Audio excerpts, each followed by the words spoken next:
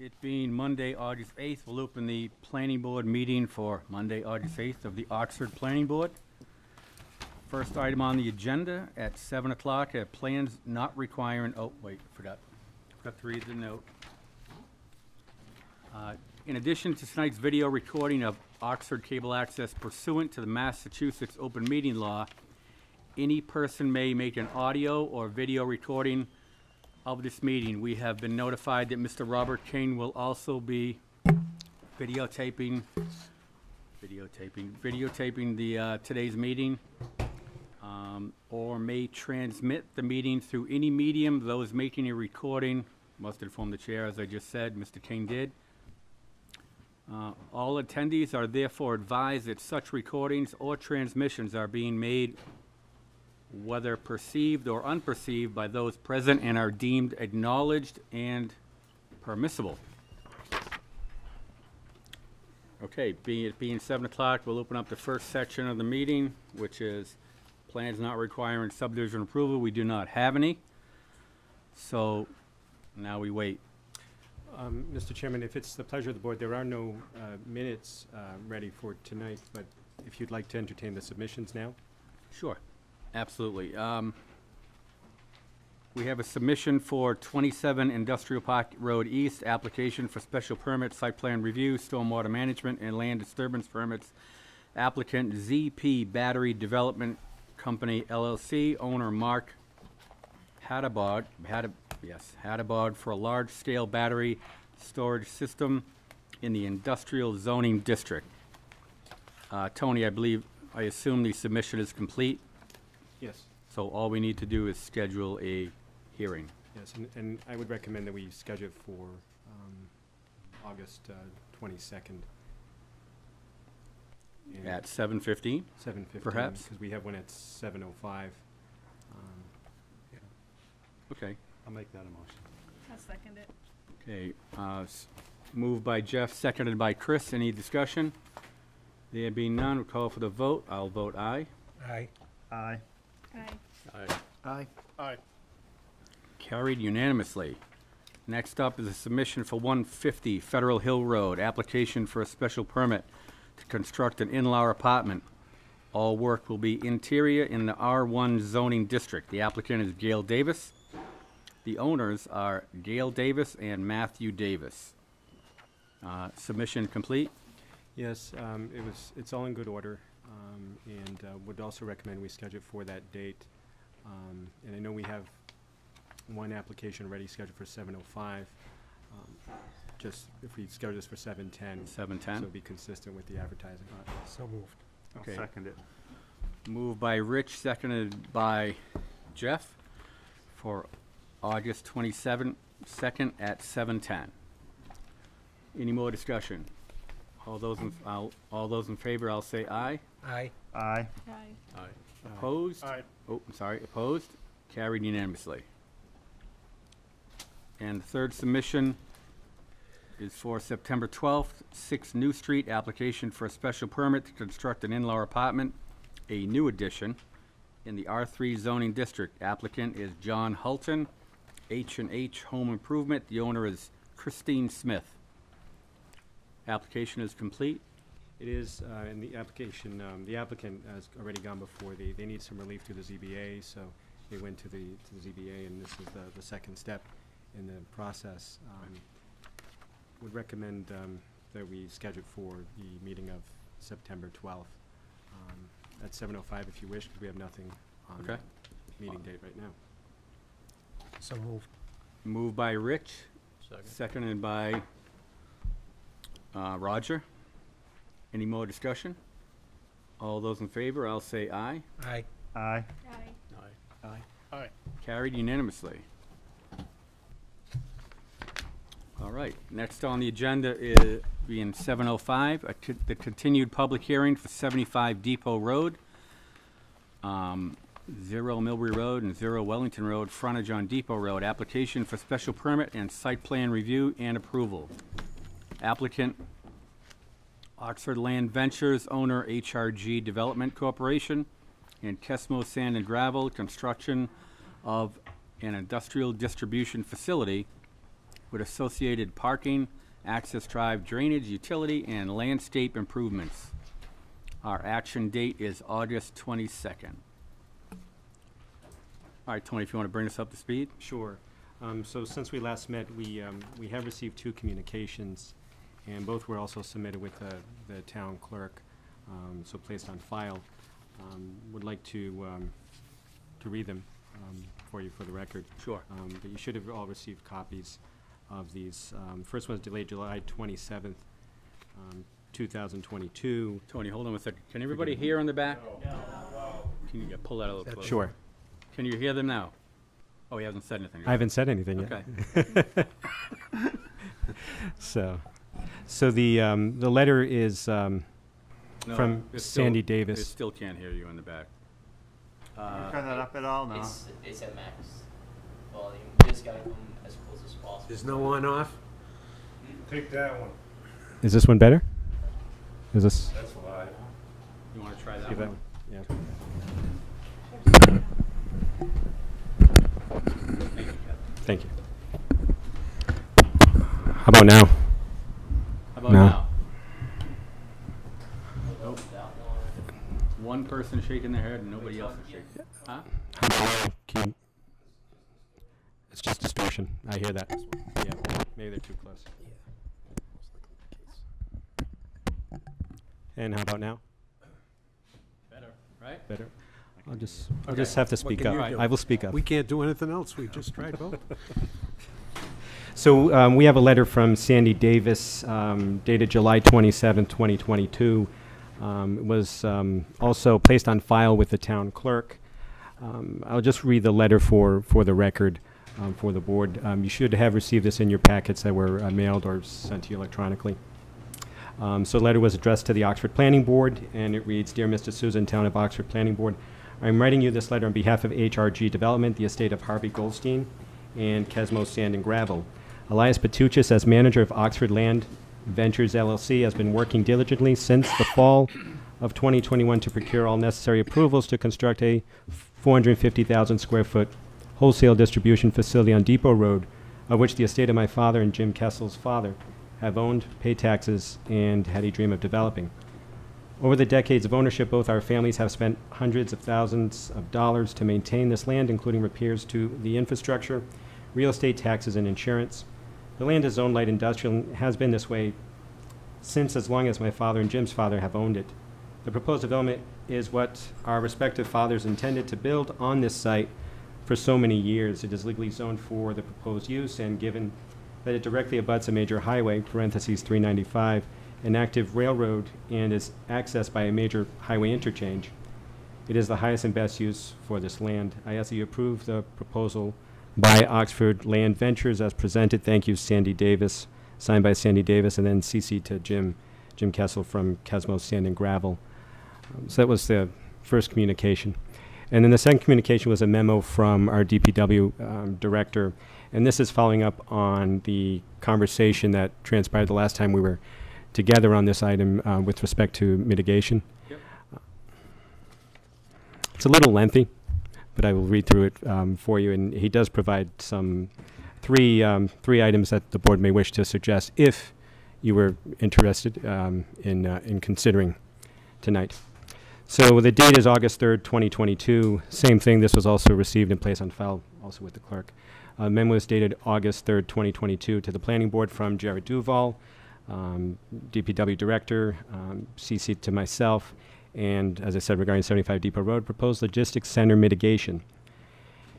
And it reads, it is my understanding the planning board has requested DPW's input regarding potential mitigation associated with the proposed development at 75 Depot Road. Based on my understanding of the project and after review of the project plans and pertinent engineering studies conducted on behalf of the town and in collaboration with the Planning and Economic Development Director, I am pleased to offer the following comments and or opinions regarding options for mitigation borne by the developer.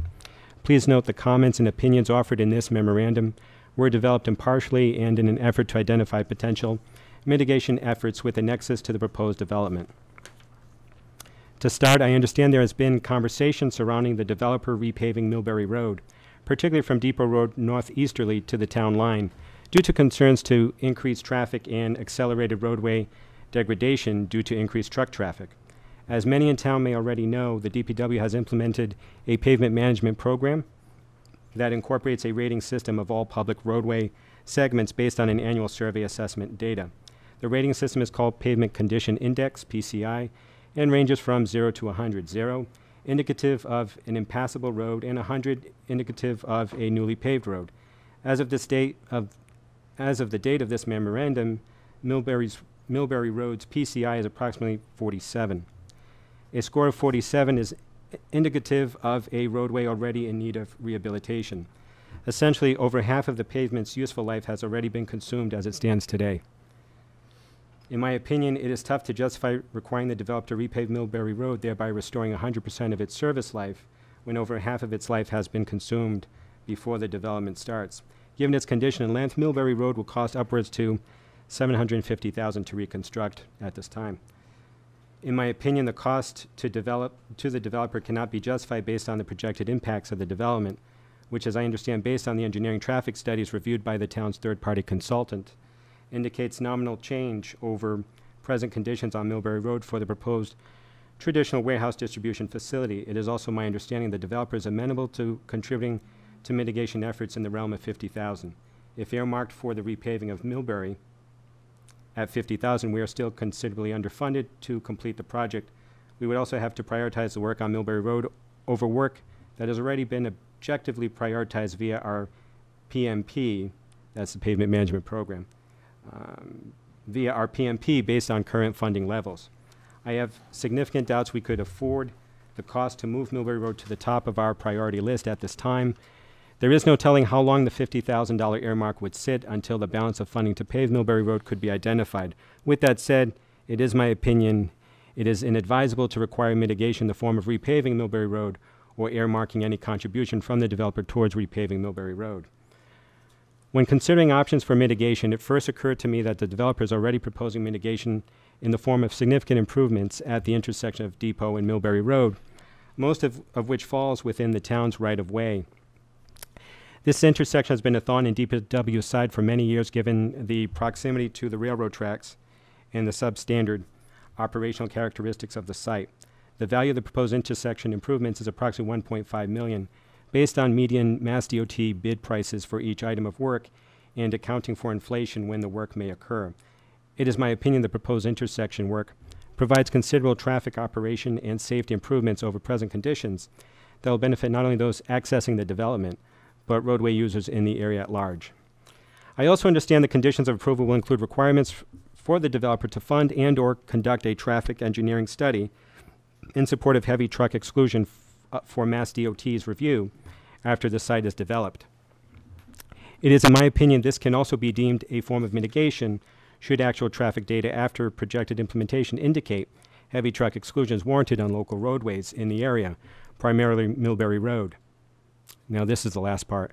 In addition to mitigation measures already proposed as outlined above, and in collaboration with the Planning and Economic Development Director, I offer the following additional measures, including opinions of probable costs for the board's consideration. He lists 3 in the memo, and it is for the board's consideration if you wish to incorporate, if you wish to approve the project with conditions. If you do so, then we would ask that you consider these 3 possible conditions as well. Number 1, furnish and installation of solar-powered LED speed feedback sign for both directions of travel on Millbury Road. Exact location to be determined by DPW, and dollar amount $22,000. Number 2, fund town's consultant fee to conduct a town-wide video log of all public roadways to aid DPW in cost-effectively and objectively prioritizing the annual road work, cost of $5,000.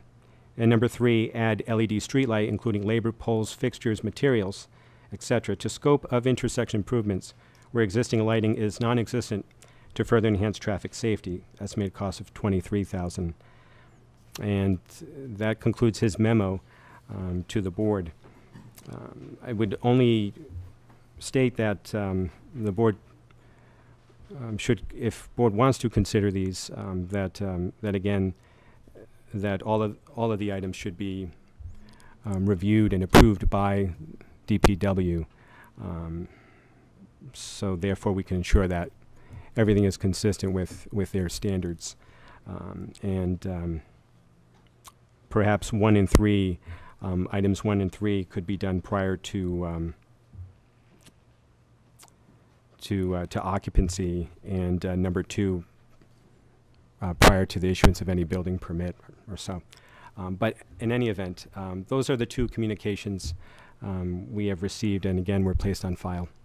So on that front, I have nothing else to provide as far as updates. At the last meeting, I went over the review criteria for tonight, or for when the board wishes to make a decision regarding special permit and site plan review. I'm happy to go over those again if need be, when the time comes. And also have incorporated the recommendations that TEC, our peer reviewer, provided over their course of review on this project.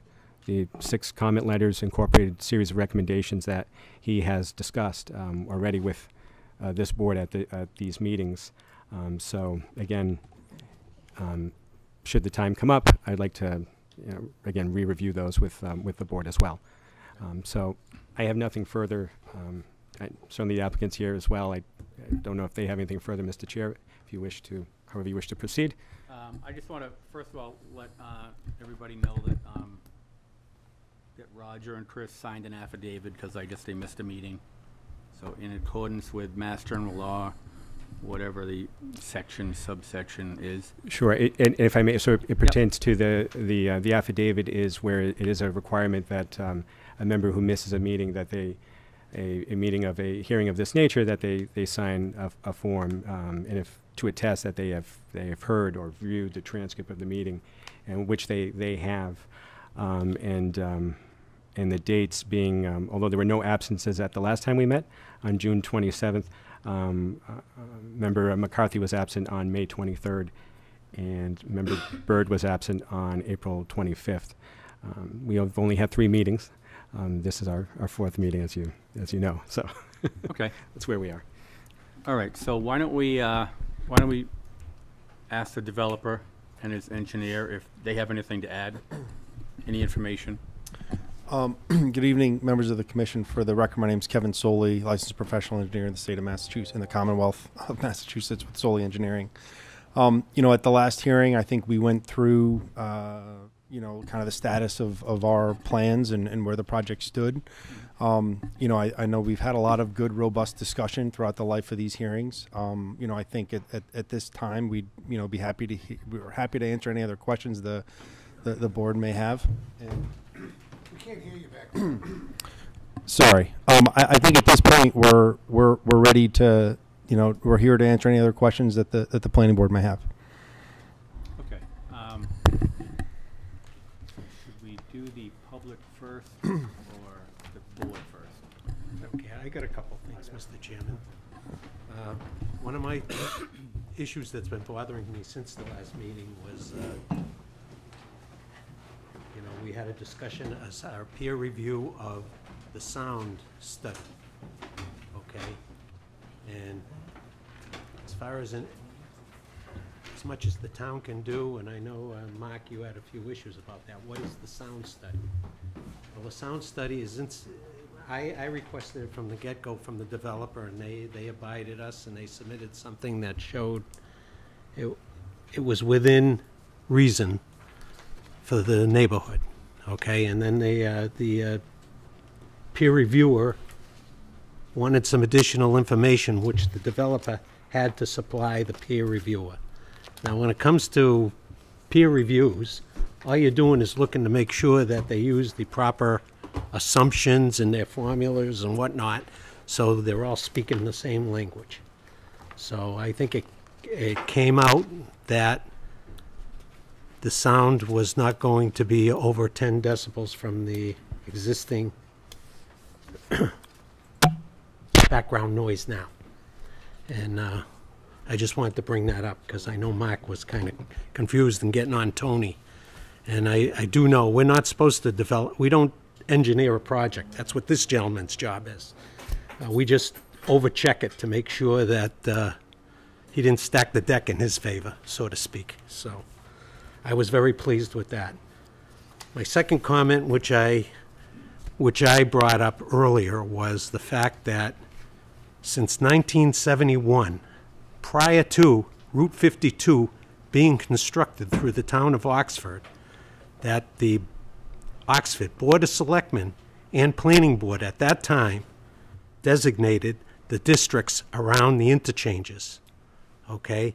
And the interchange at that time on Depot Road was deemed both industrial and light industrial, okay? Millbury Road did not have, at that, It's Route 52. Route 52 prior to it becoming an interstate, 395. I'm gonna go out. Okay. So just make a note of your questions if you, Okay. and then we'll all have a chance. Yeah, everyone forgot about 52. Yeah. It was a state road prior to being adopted into the interstate system to connect onto 290. Okay? And 395 came from, you know, basically the Connecticut side of things. And it just took over 52. Now, I imagine before the state did it, they requested that Oxford show the state why they needed a Route 52 as part of future development, and both the selectmen and the planning board came up with that scheme back then. Okay, now our present scheme shows a swath of R3 through light industrial. It all got changed to light industrial, and a swath of land along Millbury Road got deemed R1. R1. Okay, R1. It's making it complex because you got more conflict between residents and what earlier proponents thought the land should be. Okay, I'm not going to go either way, which should be what or whatever, but I just wanted to bring it up. This thing has a history, and it is why it is what it is. So those were the two major things I wanted, and I've been working with this. The second thing is this co-tenancy, okay, of this building, okay? Don't know either of those tenants. We're in the dark, okay? Who's going to enforce the conditions that go on a special permit, because the owner right now is Oxford Logistics, you know? That's who the owner is. The owner isn't going to run the facility. The facility is going to have tenants. I'm very concerned about that. Okay? I'm concerned to the point where I don't think an occupancy permit should be given until those tenants, whoever they are, come into the planning board under the public hearing forum and state how their business is going to run. Because all we have now is a narrative from the engineer of how he thinks it's going to run. And until you get these people in there, they know what their business is. The two co-tenants could be bigger than the amount of parking we got or whatever. But everything's got to be documented down the road. We tend not to have this. The last thing we had was on Route 20, we have a developer making a pad-ready site for a commercial property. Okay? They can't even put up a building until they make the pad ready. Okay? And they're going to be in front of the planning board again. Okay? So I'm thinking where it stands in my mind is that, yeah, you can build, you can make it, to me, you meet these, you know, the special permit criteria for the district it's in. We have mitigated it to the point where truck traffic should only go on 395. Okay? Yeah, it's a free country. You can go on any route if you want. That's right. You know, you can. I know. I pass trailer trucks going on roads. They don't belong. But they do it. Okay? To the point where they're gonna get in trouble one day. Like the roof's getting ripped off down in Boston all the time. You know? They go where they shouldn't go. But the bottom line is we're directing all the traffic out of this site onto the interstate. So I have no problem with that. If they want to build this building on speculation, I'm just saying no one's going to occupy it until they come in front of the planning board again. That's why I have problems with this. I don't have problems with the special permit.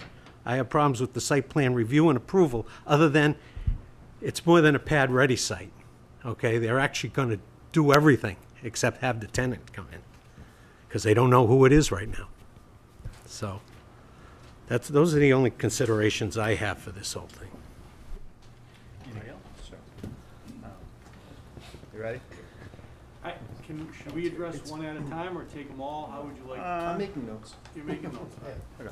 Again, I'm gonna stick to my three things, hours of operation, as far as it's unlimited, as far as we know, that there was, it's 24/7, which, in any thought of mine has been. I'm sticking with that stop sign, because it's not just trailer trucks, it's gonna be people, cars going that way. If there's no stop sign to make a left-hand turn, there's no stop signs coming off Old Millbury Road, there's a free-flowing traffic there. I just don't think that is a good, and I understand Mass Highway is in control of that, but it's still a big sticking point for me. And again, I saw what the town engineer said about Millbury Road and stuff like that. It's in bad shape. Everyone knows it's in bad shape. And I'm not expecting this one place to foot the whole bill foot, but something should be done on that road. Okay. So. We'll go right down the line. Okay. So just a couple questions. So as part of the sound study and I maybe asked it at the last meeting, was there any type of sound study done for trucks exiting the facility and going in from the major route there? So they're coming into the facility and leaving. So that's one of my questions. So yes, the sound study did include truck traffic throughout the entire site as part of its noise analysis, based on what was prepared by Tech Environmental, and then what was reviewed by HMMH. It did include trucks on the property. So stopping there to take a right to get onto the highway, that was part of that sound study. Yes, truck movements throughout the entirety of the site was part of that study. Okay. And I think I saw it it was discussed at the last meeting that between the hours of 11 p.m. to 6 a.m. there was only going to be available on the side that's facing 395 for the distribution, correct? That was a comment that was discussed, and I think we did discuss it at the last meeting. The western side? Yeah, I think the applicant would certainly, would be certainly agreeable and amenable to a condition if that's how the planning board would want to help provide some additional protective measures to the residents along Millbury Road. So yes, that can certainly be something that's a condition of approval. And one other question. As far as this facility being built, do you think that would there be any alternative uses for the building? Like say if the distribution center didn't come, because you don't know who the tenants are going to be, come to fruition. Is there something else that this building could be based upon well, how it's zoned and everything else? I mean, well, sure. Obviously the industrial district allows a myriad of uses, with obviously with limitations and restrictions. We certainly think that a project of this size and scale, wouldn't move forward if there wasn't, the ability to lease the space, whether that's the exact uses proposed as part of this application. It could move forward with this approval. Any modifications to the site, any changes in use to the site, that would all require to come back before the planning board for a full review at that time, if and when that needs to take place. okay. And one other question. So as far as our conditions, if we did put that condition in place where the trucks could only go on the westerly side of the building between 9 p.m. and 6 a.m., who would police that? Like who would, to kind of Rich's point, like who's Well, so as a condition of approval, if that's a condition of approval for the operation of the facility, that would be something that the operator would have to comply with and not utilize those docks on that east side of the building through those times. And I think we discussed 11 to 6. If for some reason someone sees someone using that dock, that is an enforcement action. So that would be if a complaint is filed, it would the town could certainly provide an enforcement action against the operator as operating outside of their approval. And I think since we are doing a little back and forth, one of the comments before had to do with who the tenant is and having them come back before the planning board. I think in one of the draft conditions prepared by Tony, it does include a provision to have the applicant and tenants, I think, meet with staff to review operations and parking and traffic. I think part of that would be a more detailed review of all those conditions as a further reminder. I mean, obviously, any of these conditions would be filed on the land records and included in construction contracts and agreements and things like that. So there's a clear understanding of what could and couldn't be done and how it needs to operate. And I think that's certainly a reasonable request to kind of reinforce and remind at each time whoever may be occupying this building. If I may, Mr. Chairman, the condition was actually a recommendation from our peer reviewer, TEC, to have applicant come back before the town planner to review the applicant, the prospective tenant or tenants, whoever they may be. And that I would strongly, if the board were to approve, I would strongly recommend that that condition be in place. Okay. And I just have one other question. As far as conservation, so the conservation committee, Yes.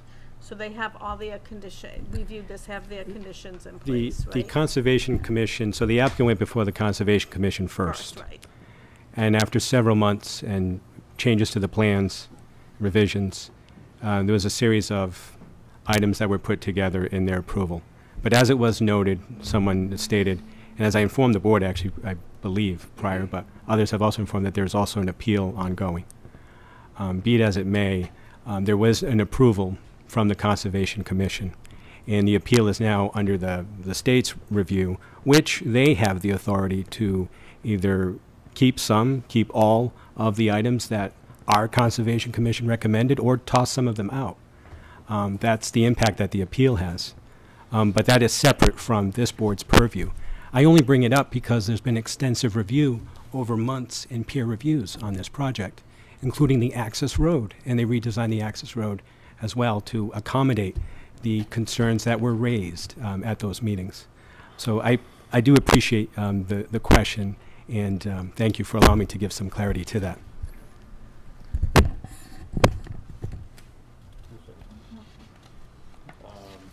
At the risk of beating a dead horse, so the enforcement of which docks are going to be used, it seems like the question is whether it's incumbent on the tenant or the owner or whoever, as far as who's going to enforce that. So I guess the question is, has thought been given to? I mean, this would be like specific to the layout of the building, right? If you have, everything on the west side occupied, and then somebody comes in, they're going to occupy the east side, and, you can't tell them, oh, well, you can't operate nighttime hours, right? So if you consider that, when you carve out the building, you're going to want to have east-west, bays open or whatever. Sure. Certainly. So this isn't the first, this isn't the first time that municipality within the Commonwealth has received applications like this and considered this exact thing. Yep. So there are certainly other examples of other communities adopting similar conditions to try to make sure that surrounding residents are protected. So I think a lot of users for facilities like this, aren't totally shocked or caught off guard regarding this. The big thing, obviously, is the communication to those tenants about those operations, which is good in this instance because, provided this approval goes forward and this project proceeds, we'll know exactly what those restrictions are, and we can have those discussions so that operators can understand what those restrictions are, and they can plan out their programming so that they can manage and maintain what those requirements are. Yep. My concern is I don't want that onus to be on the town to enforce something that was designed a certain way, and all of a sudden this tenant comes before us and says, hey, now we're being told that we can't use this building for the hour. I think that the onus really has to come on the landlord in that case ahead of time. So. Sure. We would actually put that in. For the record. Oh. Elias Patuchis, Oxford Land Ventures. We would actually put that in the lease. So each lease with the tenant has hours of operations and certain requirements that the landlord imposes on that tenant. And should the board approve this with the requirement to not operate those bays during those hours, we would actually put that in the lease. So that would be a requirement of the tenant. Thank you. And if I may, again, Mr. Chairman, through you, it's also important to know, I would recommend that if there was an approval, that condition be put in place that, first, that the plan of record is the plan that was submitted as revised, prepared by Solely Engineering. That's the plan of record, and I would expect that I'm going to expect that be recorded if it is approved, along with these conditions. And that these, or any conditions the board sets forth, this is no different than any other project that what is the plan of record? I'm sure you've heard me say this before, right? And we state what the plan of record is and what the conditions are, and that those conditions be recorded. The enforcement of the conditions at the end of the day falls with our building commissioner for enforcement of zoning, correct? And I do appreciate the question also, and all of these questions that were raised. It brings to merit the importance of establishing good conditions to help us in the future with any enforcement and so on. These conditions will not just be binding to the landowner, but all executors, administrators, successors, assigns, tenants, and so on. The standard language that we'd use in all other approvals as well. Although I understand this is obviously a different project than any other project that some of you have seen. But again, it's the same. I would hold the same standard and actually add some other conditions to better assist us with upholding these conditions. Whether it's in a lease or not, we may not see that. And even if it is a requirement, I still want the decision and the conditions recorded and the plan of record noted, so that way we can enforce. Just a quick question. Do you have any problem if we made a stipulation that you supply the town with a copy of the lease that you signed with your tenants? Or is that a legal thing, or is that a problem, or? Not that we don't believe it, but just so we can see. Maybe probably an excerpt from the lease, Yeah. which summarizes that Yeah, go on. requirement. Okay. I think Okay. that'd be, yeah. Yeah, we would probably need Be a dead man or something like that. Yeah. minus financial information. Yeah, we wouldn't want to see all. We yeah. could certainly provide to the town documentation and evidence that condition has been memorialized in a lease agreement with the tenant. Okay. Roger? And then again, this is yet another redundant comment, but the the traffic flow situation there. I know I had asked in the past, if there was a way that there would be like a separate through traffic lane and then a separate left turn lane. And I know that essentially that comes down to the state kind of governing that. No, No, they're gonna put a left hand it lane. is? Yeah, but there's no Okay. stop. You can just go to make the left. Okay, yeah, that's- but there is gonna be a dedicated left-hand lane. That's correct. There's a dedicated left-hand turn from Depot Road to the site, and then a through lane to continue on Depot or turn left onto Millbury. And again, that's for anyone to use too. It's not just if someone going to that site wanted a car, whatever. It's not just trailer drivers. it's for Correct. anybody. That's correct. And that's been designed in accordance with Mass DOT's recommendations. And just to address Commissioner Stafford's comment from before, we'll certainly continue and have that discussion with the DOT about that stop sign. I think the one you're concerned with for the left turn. We will continue to ask that question. I'm not very optimistic that they would consider that from a traffic control standpoint. Sorry, back to you.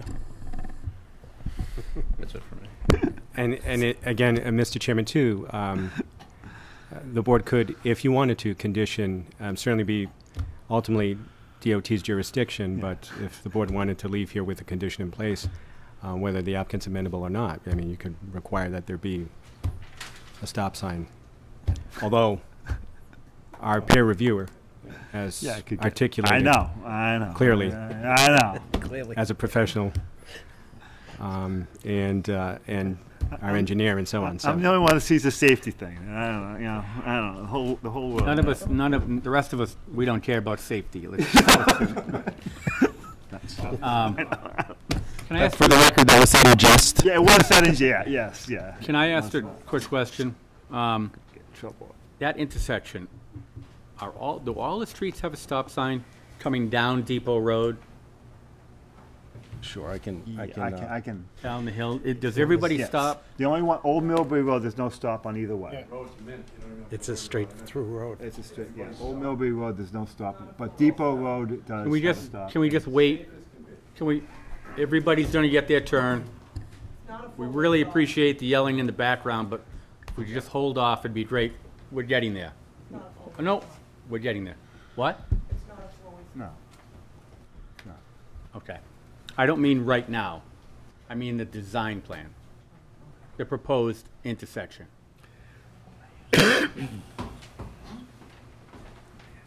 So as this plan loads, you can see the proposed geometric design for the intersection of Millbury Road and Depot Road and the proposed driveway. So Depot Road would be free-flowing with no stop signs. Yeah. There'd be a stop sign on Millbury Road, both traveling northbound and southbound, and there'd be a stop sign at the proposed facilities driveway. Okay. All right. So it'd be a three-way stop-controlled intersection. All right. Roger? I'm good. All right. Mark? I refer the board to my previous comments. Okay. Do you want to refresh our memory what those comments were about? I'm concerned about safety. So how do you vote in the affirmative on 5.4.4, 5.4.5? You gotta approve all of those. 1, 2, 3, 4, and 5 to grant a special permit.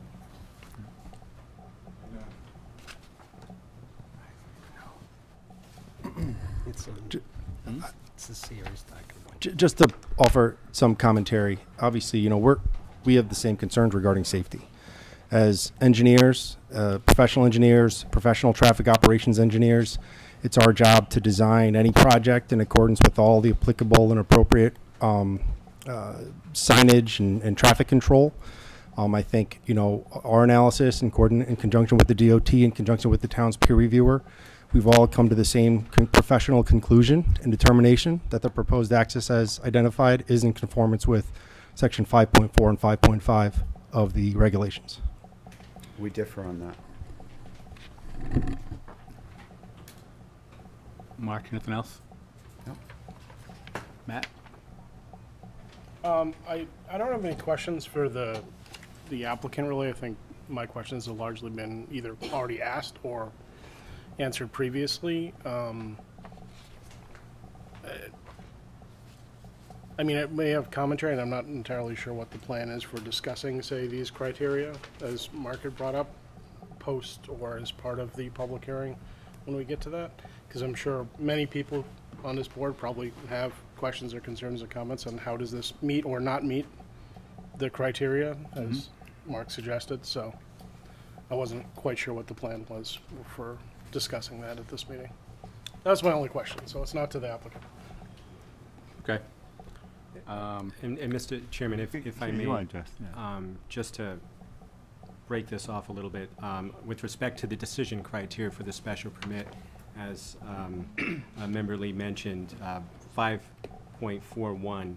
So under our zoning bylaws, special permit decision criteria, under the Oxford zoning bylaws, which you'll see 5.41 through 5.45.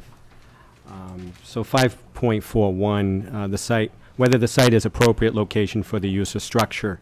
The use of wholesale distribution facility is allowed by special permit with site plan review in the light industrial zoning district. 5.42, the soils are suitable for on-site sewage disposal if public sewers are unavailable.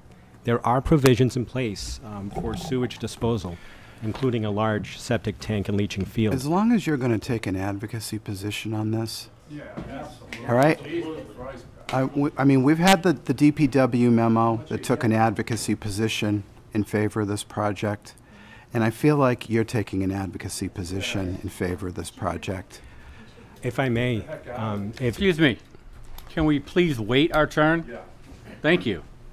I agree it's light industrial. I don't agree, and I've referred the board to my comments previously on the scale that this proposal is being made, a 450,000 square foot building. Over 100 tractor trailers making multiple trips in and out of a one-way in, one-way out site every day.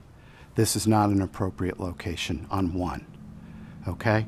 4 and 5, this isn't an appropriate location. I can't make that finding today and feel like I've done my job to my fellow town members as far as health and safety goes around this project. And I'm very frustrated that the state isn't working with us on giving us an on-ramp out of this project. I'm very frustrated that DOT isn't working more collaboratively with us in addressing our concerns for the safety of everybody that has to drive through what was a poorly designed, probably for horse travel, intersection that hasn't been upgraded. And I mean, DPW's characterization that these roads are at 47%, they're all failing.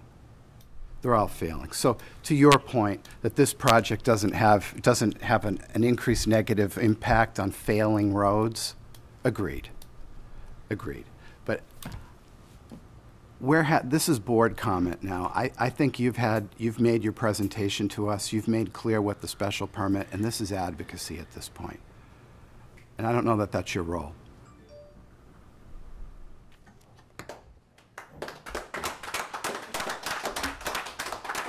I defer to the board, Mr. Chairman, however you see fit.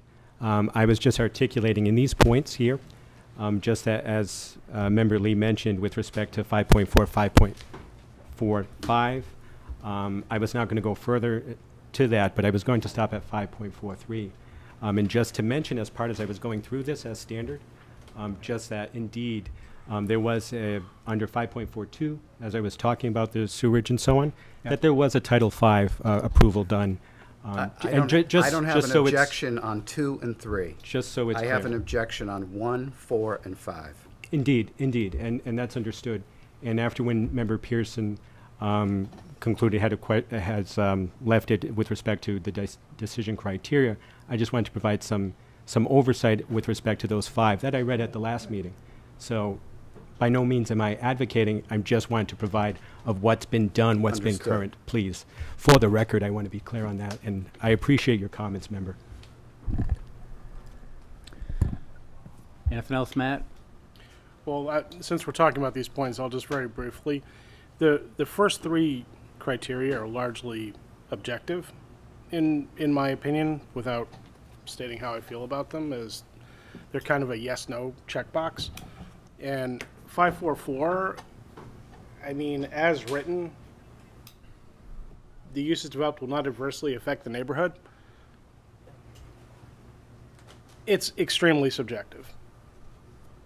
It just is, as written, and there's nothing wrong with that.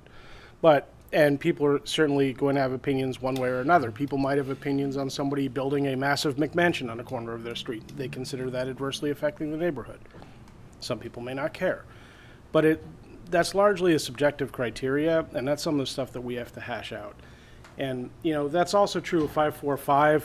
50% of it, again, there will not be a nuisance, defined nuisance, or a serious hazard to vehicles and pedestrians. Now, the last part, obviously, you can look at a bit more objectively, some of the safety data, studies, things like that we have. But the first part of that, again, is pretty subjective. And people are going to have feelings on it one way or another. So, it's just things to take into consideration as we go through these points, that some of these are kind of a checkbox, and some of these are going to take more discussion, in my opinion. Thank you. Okay. Anybody else on the board? All right, so now we're going to ask the public comment. Now, again, all of you have been here for every meeting. We all know what we discussed before. Is there any new information?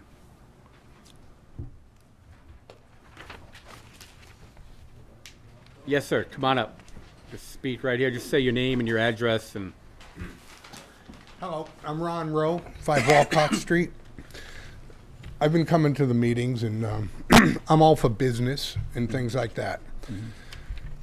But what we have here, and you guys all know, because you would have decided, you would have made a decision if it was easy, and it's a tough choice. So, as a board, all of the board's agents, representatives have a responsibility to the safety and quality of life for the people of Oxford. That's us, not them. Okay? What's in the deal for the town?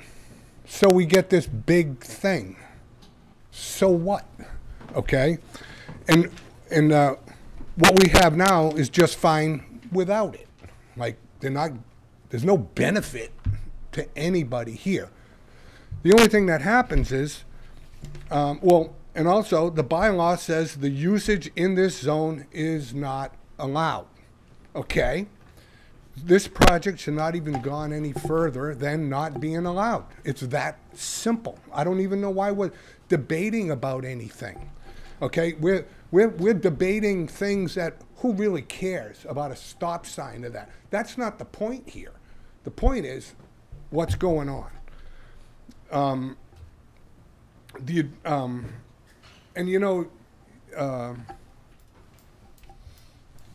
Right in the paper it says it's industrial thing that's going in.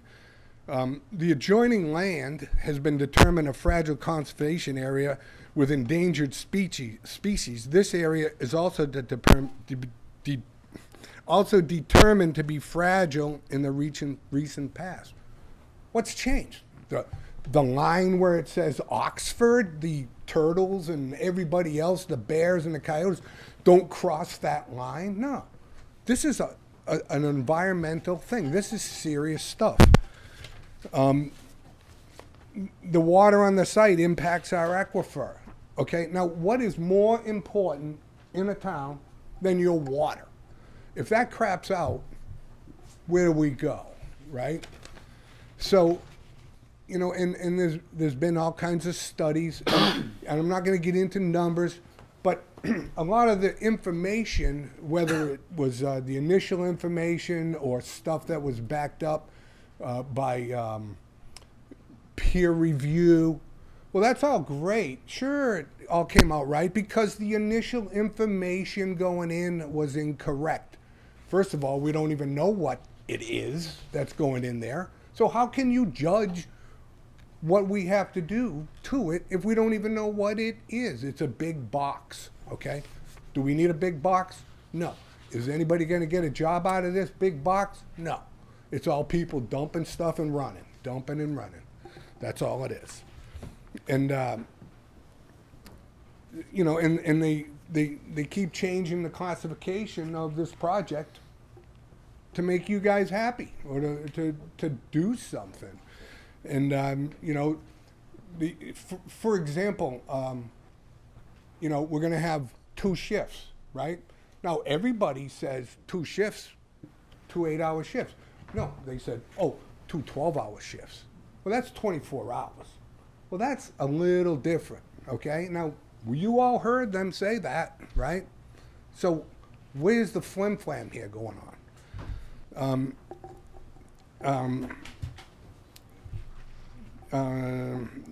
They don't really care about us. They're not developing anything for us. They're building a building and taking off, all right? We'll put all these stipulations into the thing. Are you going to read that lease?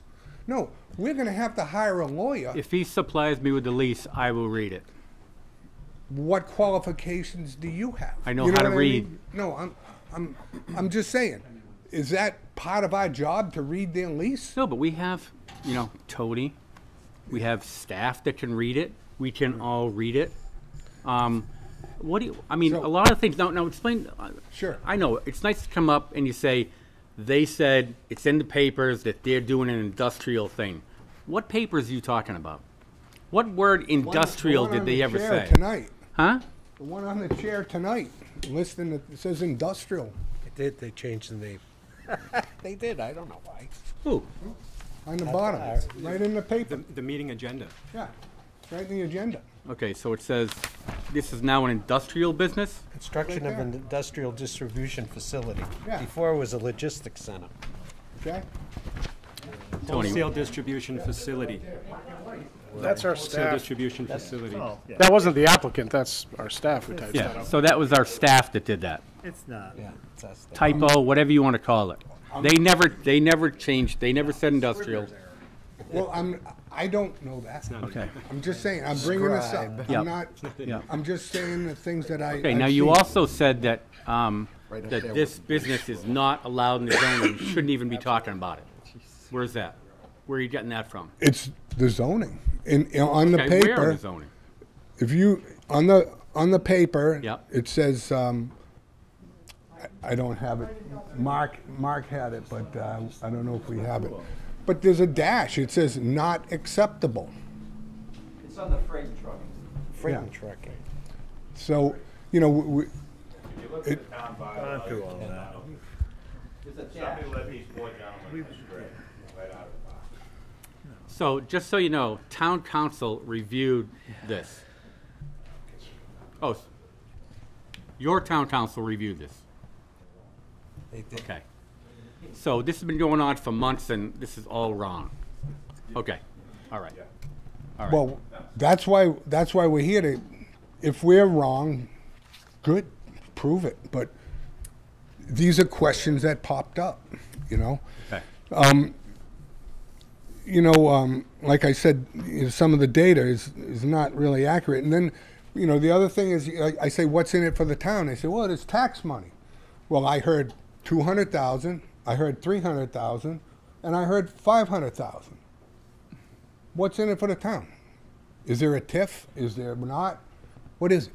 Why do we care as a town? We all drink this water and live here and like things that happen, and we've been living here and have houses on the streets, What's in it for us?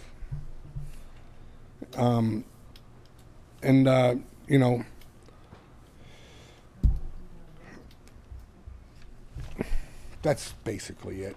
You guys are looking out for the good of us as the town, and there's a lot more of us than them, and these guys are trying to do a business, and that's fine, but we live here. Okay. They don't. And they did pay taxes for a long time. Are they, if, That's correct. Okay. Everyone has. all right, so everybody paid taxes, okay? So let's say that it was allowed in that zone. Would they be allowed to build it then if it was allowed? If it's all exactly the way it's supposed to be, like Mr. Lee says, but there's a lot of things that don't add up, like the environmental. That environmental, it was a protected area, and then all of a sudden it's not, even though it's abutted, but it changed. The turtles went away. What? I don't know. There's a process for that. If we don't make the process, the Oxford Conservation doesn't make the process. I believe the state does. Yep. And the state is gonna review it. Right. If the state reviews it, there's an appeal. If they come out and say, nope, there's 100 spotted turtles running across there, that's a problem. Right. That is not that is not what came up out of conservation. It was approved. So you might be right. You might not be right. Yeah. Right? Well, what myself and friends, the main thing is that you guys are here to do the right thing and keep an eye on our town. Right. And that's what we're looking for. We want our town to stay the way it is. Industries, business is great. I'm a business person. It's all great. But some things don't fit there, and they need to be rethought of. And I'm not all sure that the initial information that's been fed to us is true. And I think it either needs more thought or more verification. Okay. That's all I have to say right now. Excellent. Thank you. Yes, sir. Nope. Oh, he raised his hand first. I'll let him go. Oh, excellent. Come on up. Mark Hopkins, 23 Hall Road. I just want to, I've been through all the meetings. Yep. Too, you've seen me. Yep. Conservation, and Mr. Rose right, things don't add up when on the conservation. 52, I grew up, it was 52, turned 395, and that area I grew up in. And they hired, what they said was a scientist up there to tell us that it's okay, there's no spotted turtles, there's nothing there. But in 1992, the same guy found the turtles, and this project was shut down. It's all shut down, laid to rest. It was supposed to be put into conservation. Somehow didn't happen. So, you know, my concerns were always water. And in conservation, they were talking about dynamite. And people were concerned about their wells and the dynamite with the wells. And Solely Engineering recommended that they get the insurance to protect their wells, you know, be insured, on board with the insurance. 2,000 feet from Millbury Road, on top of Federal Hill Road, we have 2 dumps and a landfill. 25 years ago, I had meetings with the DEP at the Oxford Airport because they put a house up on top next to the landfill and hydrofracked, and it spoiled the wells down the hill. And DEP came up to the airport because it was nasty stuff, tool and all, a lot of paint byproducts, they were saying. So they were going to condemn the airport paint man. He was the manager of the airport, and he had a paint shop.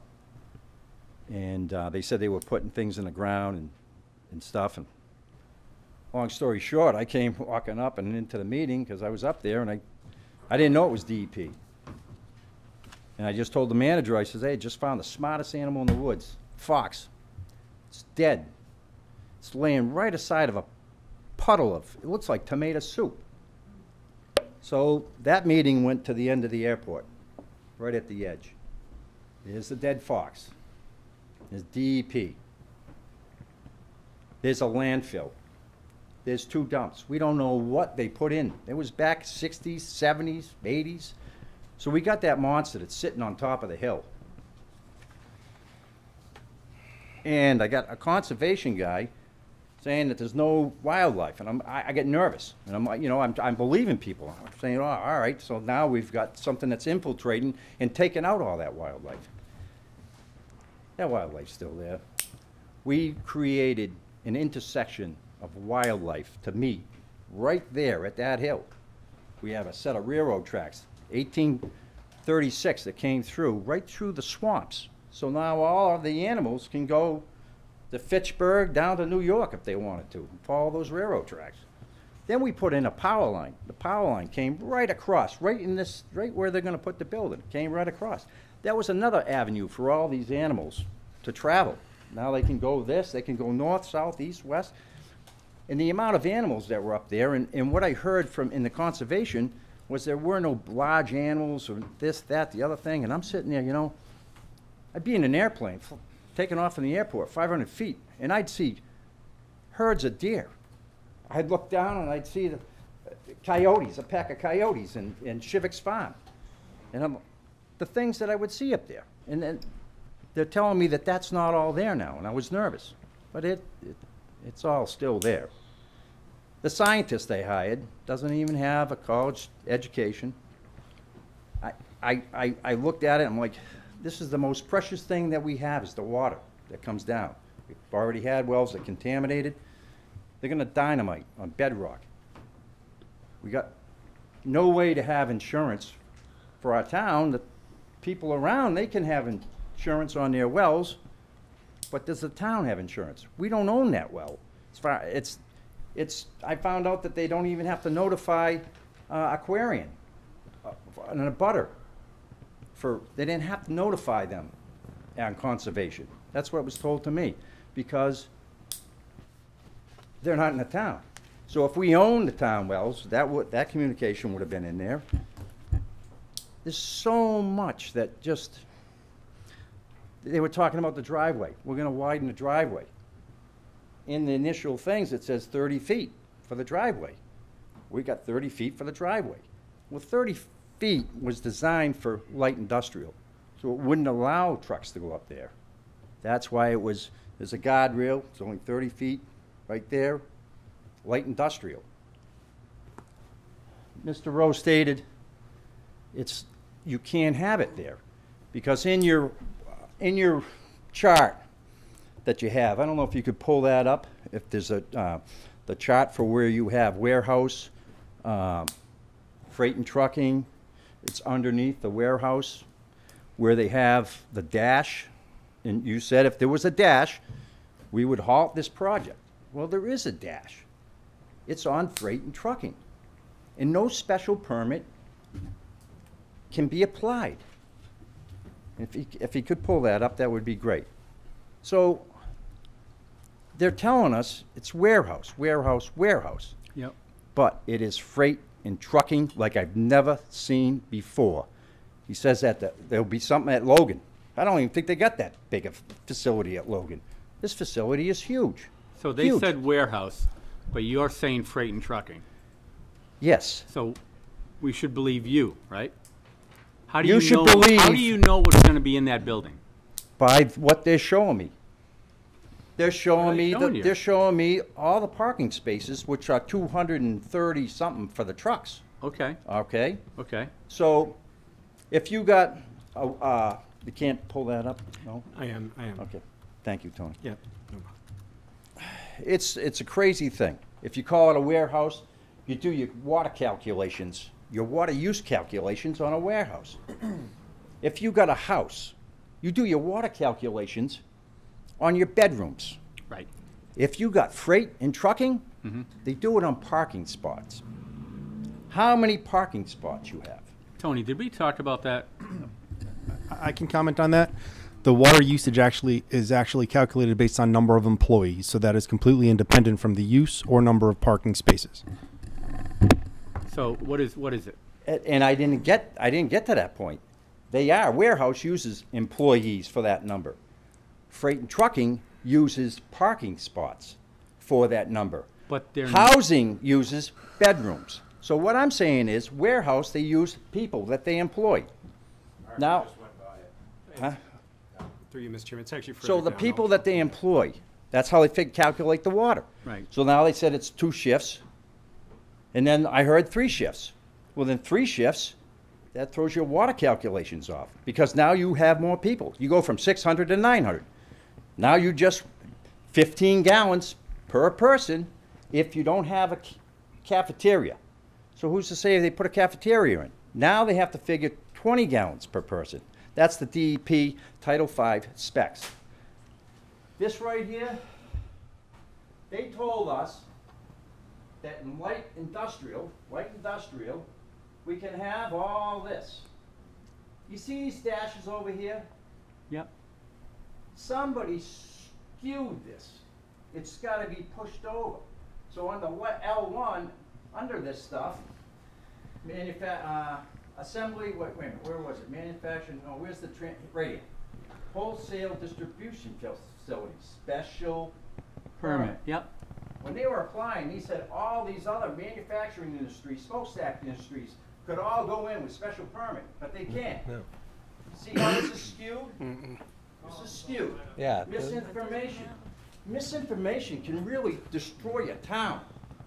So what I'm saying here is I'm looking freight and trucking terminals. There's a dash. That is before warehouse distribution facility. That site was zoned light industrial. You're correct, it was regular industrial. But Right. then the airport protected that landfill and all the dumps that were up there, all that stuff. And we just forgot all about it. The guys used to come up and monitor the wells. They'd come see me. I'd drive around, I'd show them each monitoring well that was up there. And they'd take in, that's all gone now. So we don't monitor that. We got a sleeping giant up there. The chemicals and the stuff that we put up there is still up there. Just has a clay covering. So I'm saying this is a freight and trucking terminal with all those freight and all those trucks. We're doing a sound study, which we shouldn't, because light industrial is, it consists of vans and pickup trucks. They don't have the backup alarms. They go into the facility, they can load up, indoor loading dock, they unload. You go to Home Depot, they got trucks they unload with tractor trailers. They don't have all these freight, what do I want to call it, loading docks, because they haul the freight off with fork trucks. I'm mortified that the board didn't see this, and I can see that there was mistakes here. But right there, with all those trucks, we shouldn't have to have a sound study, because light industrial doesn't have freight and trucking going up and down the road. And it's just, these roads, they're rural roads. They're little country roads, and you're putting this big trucking facility, and we're talking about the roads. This town, the first road coming into this town is the oldest road in the nation. It's called the Bay Path. That was the first time. This town has got more history in this town. It's a small little town. We had a mock funeral for George Washington in this town. It's rural. I live in a little rural road just like Millbury Road. It was called, and they took it a scenic drive or countryside road, and they took that down. I'm like, why'd they take that down? But it's designed, like somebody said, you know, horse and buggy. Okay, can we, I get it, I appreciate you. So the bottom line is, they say they're applying on the one thing, you don't believe them. I would say that it is a freight and truck. It took the longest time for Tony to admit to me that it was freight and trucking. He kept saying warehouse, warehouse, warehouse. And I'm saying, no, it's freight and trucking with a warehouse distribution facility. So you're saying that Tony said to you that it's a freight and trucking business? No, it's a wholesale distribution facility. Okay, so why did you just say Tony agreed that it was freight and trucking? Because after talking and looking at how many trucks, how many loading docks that there are, it's freight and trucking. You think because of the number of trucks? Because of the number of right. loading So docks. A light industrial business cannot use a lot of trucks. That's what you're saying. I'm saying that the truck, it's a different definition of a van and a pickup truck dropping off. That's light industrial, industrial zoning district. You know, they got zoning assessment. And this is solely engineering. I'm reading right off their stuff. Zoning assessment. As shown in the Town of Oxford zoning map dated October 7, 1987, revised May 1st, 2019, the project site is entirely located within the light industrial zoning district. Okay. I've never seen more heavier in industry than having 238 trucks. Somebody said something, if you add up those trucks, those parking spots, it's crazy not to say that it's not freight and trucking. I just can't, because somebody comes in, I'm a scientist. The turtles, they're not here, they're over there. I can come in, no, I'm putting up a warehouse. And now we're talking about all these trucks that are coming in. I'm sitting there like this. Now with the sound study, did anybody even consider, and I go through all the stuff that Solely Engineering has and all the sound stuff, but reefer trucks. There was not one mention of reefer trucks, I don't think, in all of those calculations. Goya in Webster, they have a refrigerated unit, they got reefer trucks, and those people, all they hear, 60 cycles, humming. Okay. So the sound study is not complete if you don't include, it's an open invitation right now for anything. And not only that, light industrial zoning district, which you're taking away, we don't have a lot of light industrial zoning district compared to industrial districts that we could put this in an industrial district. Okay. But it says right here, intended to provide land with physical qualities suitable for development, that can attract new industries to Oxford. Mhm. I don't know how that can attract new industries to Oxford and cause little damage to the environment. That main intersection of life. Those herds of deer and the coyotes and stuff, when all that gets displaced and it's running around, all on our little roads, it's all on the planning board. You guys are my last hope. That's all. I went to conservation. I tried to stop it. I'm saying, that's our drinking water.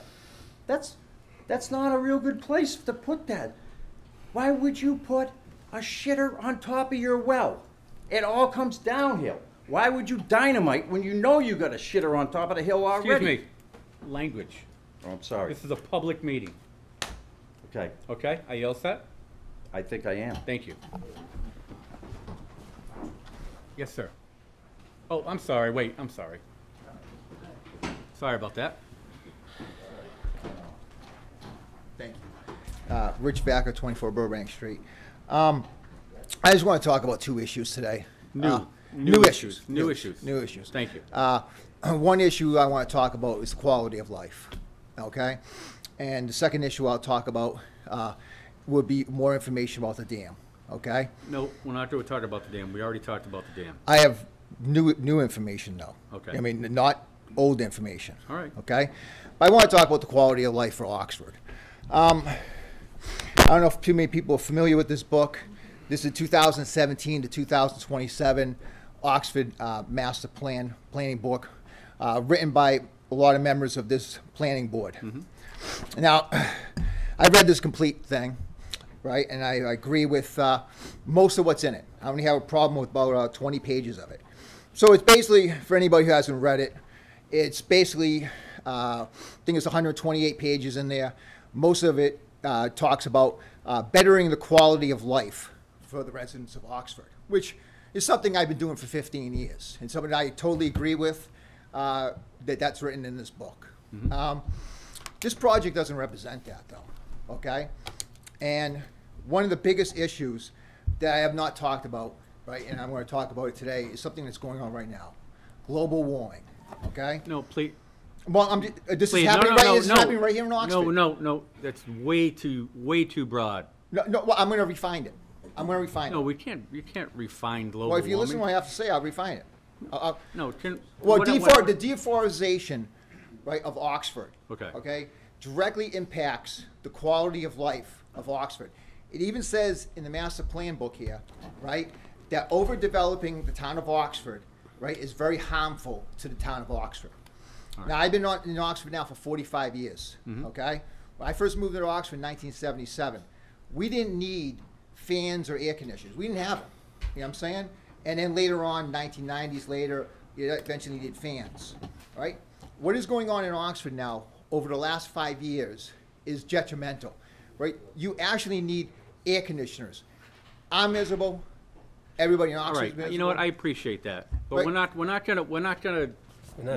not solving the world's crisis. No, with, we're not. I'm not talking and about. I'm talking I about understand Oxford. you say we need I'm air talking conditioners. about Oxford. Right. I'm talking about Oxford and what members of this board Yep. have put in the master plan book. Yep. Okay?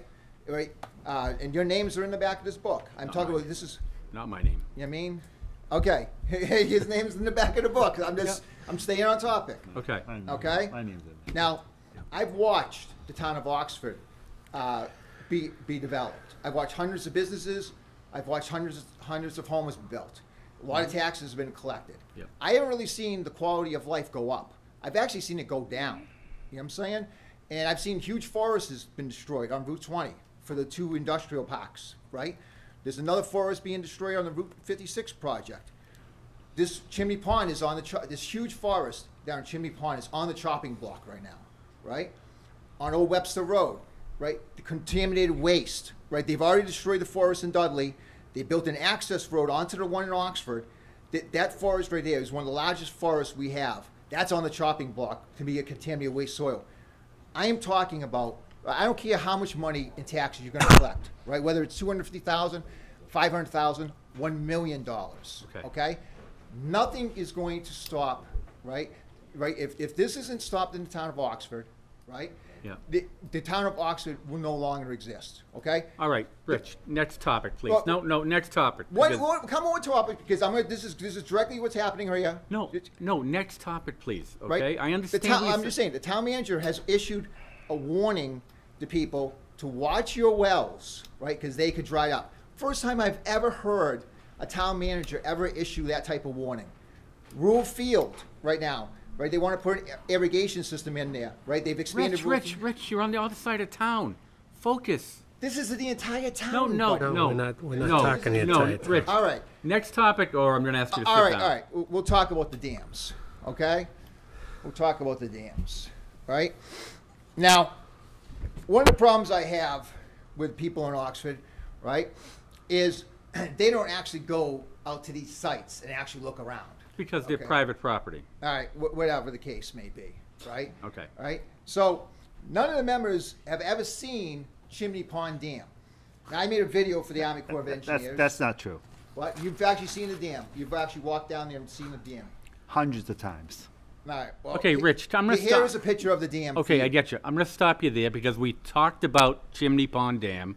All right. All right, and they've already, I believe, there's already been a conversation about repairs that they are proposing to make to the dam. Well, I've Next actually topic, talked to. All right.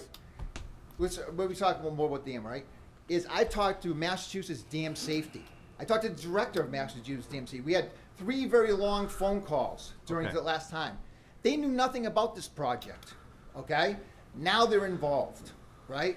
And they thanked me for calling them. What and is the talking name to of them. this? Massachusetts Dam Safety, right? They knew nothing about this project. Only thing they knew about this project is that in 2020, Yeah. right, Yeah. the new owner of this property submitted a visual inspection report to them stating the dam was in good condition. Okay. Right?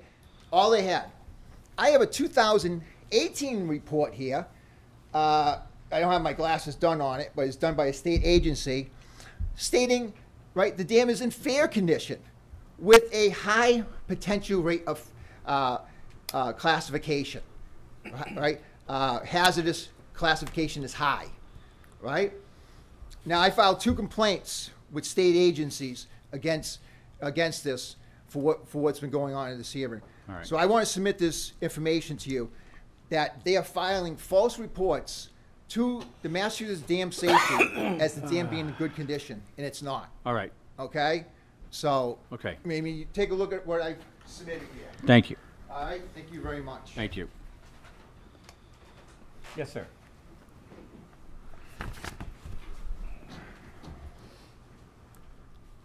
Dennis Catoli, 90 Millbury Road, and actually 370 South Street in Auburn, just down the street as well.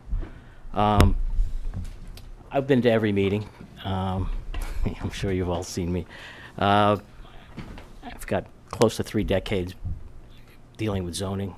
From the very first meeting, and this is going to go into the 5.1 through 5.5, which I think is probably where this all is going to hinge on. From the very first meeting, and this is something that usually doesn't happen, I mean, you received a letter from the town administrator of Auburn, basically in opposition, stating concerns about the safety of this project All right, we going know in. that. Okay. We know that. That's one going Yep. into safety. Okay. Okay. And am I under a time limit? I'm sorry. No, can I new speak? information. We're Okay, talking yeah. about new Well, information. my new information is because listening to everyone's concerns here was new tonight. I mean, everyone gave their concerns across the board, and I just want to speak to that, if that's okay. Okay.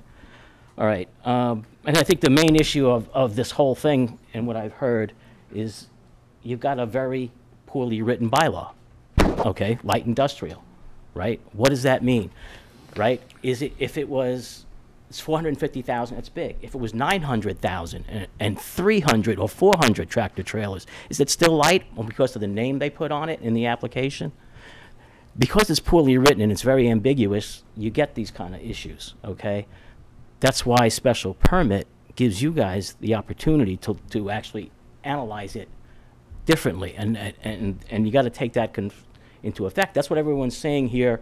From what I've heard, the last speaker was it's not zoned technically by the way it is written, and it's really not much to the bylaw. you can fit it in there. But should you fit it in there is the question, okay? Again, if it was 1 million square feet and 1,000 trucks, it still fit light industrial by using that kind of like narrow bit of interpretation. Are we the zoning enforcement officers of the town? No, you have the ability, though, We can't interpret zoning.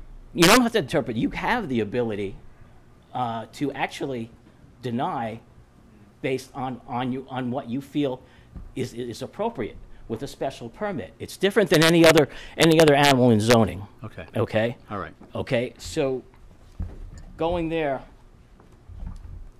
is the site appropriate and all this? I've never heard so many, well, we got to mitigate this, we got to mitigate that, we got to do this, we got to you got so many, you know what that tells you? It's not really appropriate. This use doesn't really fit, okay? There's so many things that I've heard that got to be fixed about this site and with this use that it doesn't really fit. Again, so it's not so much, I heard that, 1, 2, and 3 are a given. Not necessarily, okay? Soils, right? Okay, we've heard it's a very environmentally sensitive area. There's an aquifer, right? You have to look at it, or a wellhead, okay? There's a wellhead. Is there a wellhead? Yes. The site is in a wellhead. It's in a wellhead zone. Right. Correct. Which feeds the Zone. town water. Wellhead zone. Okay. Some people call it an aquifer. You could. It's a wellhead zone. The mapped, there are mapped aquifers. This site is not within a mapped aquifer. But it feeds the town wells, okay? Now, one of the questions I asked way back, like three meetings ago, was, can you guarantee that this will never fail? And he didn't. Of course you can't. I mean, I've asked that of applicants many times. Why do you ask it if you know he can't answer it? Because you have to look at that. You have to look at the impact should it fail. Thayer Pond Village should be a very good warning to you people, okay? It failed. It had the same engineering stamped. They fail.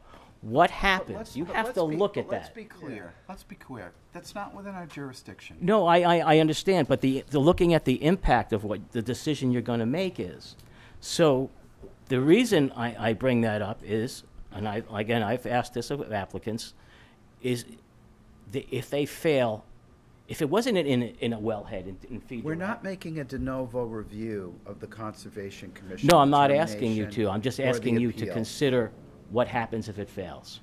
How can we do that? Why would we do that? Because the town depends on that. Why would we approve anything if we thought it might fail? That's a good question. A lot of places aren't in a sensitive area as this. Okay, And you're on a are. wellhead. Mm-hmm. Like he said, this feeds the town water. It doesn't take much to pollute a town well. Okay, from anything from fuel to sewerage. Okay, there is no town well relatively close to this site. This feeds the town well. Oh, it does. It's a zone. We're in the zone 3 Right. of the wellhead. Right. Okay. That's the point just for point 2. All right. Point 4.3 adequate water that's being put in. They're not depending on wells. Again, point 4 is where we all get into it. Adversely affecting the neighborhood. Your sound study. I was at and I was questioning the sound study. And according to the sound engineer, first of all, I reviewed your request. It's on TV. You didn't request a peer review. You requested a study. And I specifically, and his answer was he wasn't sure. He made he didn't think you meant that or whatever. I never seen anyone advocate as much as this is going on. But you requested it. Any engineering work we have our third-party peer reviewers. They're reviewing the work of the applicant. Right. You requested Same thing with the sound. Right. You requested a sound. I didn't state it clear enough, I guess. Okay. I don't know. I was looking for oversight to his sound study. That's all I So was you looking have for. a peer review who used their data, okay? You didn't have another sound study independently producing the data. If you look at bad data and another guy looks at it and he's only relying on that data, he's gonna come out with the same conclusion, of course, but we were looking, and I thought that was the whole purpose, at least in my eyes, and I believe in yours at the time, and considering the response, that's what was requested. Irregardless, when I was questioning him, his words to me was, because at night, as it gets louder, was it gonna be a nuisance? He says the neighbors are gonna have to shut their windows. That is a nuisance, okay? You can't have your windows open in the springtime because of noise. That is a nuisance, and that's by him. And if you want, you can look it up, because I watched every minute of all the meetings, okay? He said that. Have to close the windows. Nuisance, okay? As far as traffic studies with vehicles, again, deplorable roads by your own peer review, we know it is. Even repaired, like if they're gonna pave it, you can't widen it, okay? They're narrow roads. You've seen pictures with people walking next to tractor trailers just a few feet away.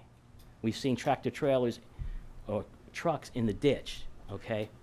To think that's not gonna have an impact or be a nuisance or a danger to the neighborhood, I mean, there's no way of preventing it. You yourselves know you can't enforce it, right? From what I heard, I didn't hear anybody say how they can enforce it yet. And we all know it's a nuisance. We all know tractor trailers driving, and we have them now, but we have nothing that draws the amount. It's just basically cut across now.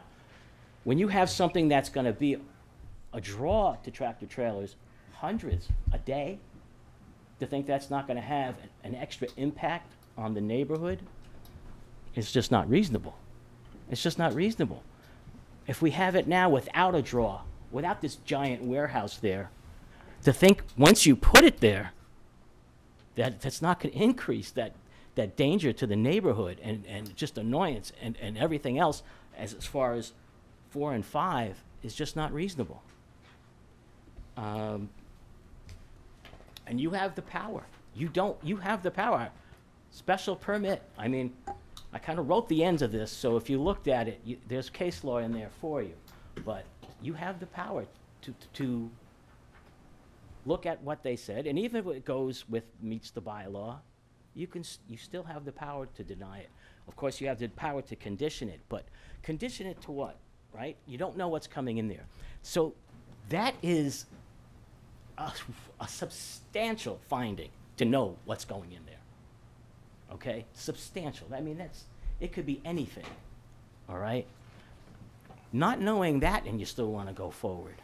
So you have zoning experience, right? You're on the board for what, 25 years, 20 years? Wrote most of the town of Auburn's bylaws. Awesome. So you approved a light industrial thing, right? Like let's say you improved a light industrial building. Mm-hmm. Did you ask specifically what they were making in there? Oh, absolutely. Our bylaws, especially if it's in an environmental part, like where there's a well. Yep. Yeah, you have to list everything that's going to be in there before we'd even consider granting a permit. Okay, so we're going to take care of that when we ask them to submit who's going to be in there as a tenant. But you're already basically giving the approval by deferring that substantial information. No, not if they have to come to us first. That's just for the occupancy. This whole thing, way it's designed, okay, with all the trucks, and that's the point. You were debating whether it's a trucking terminal.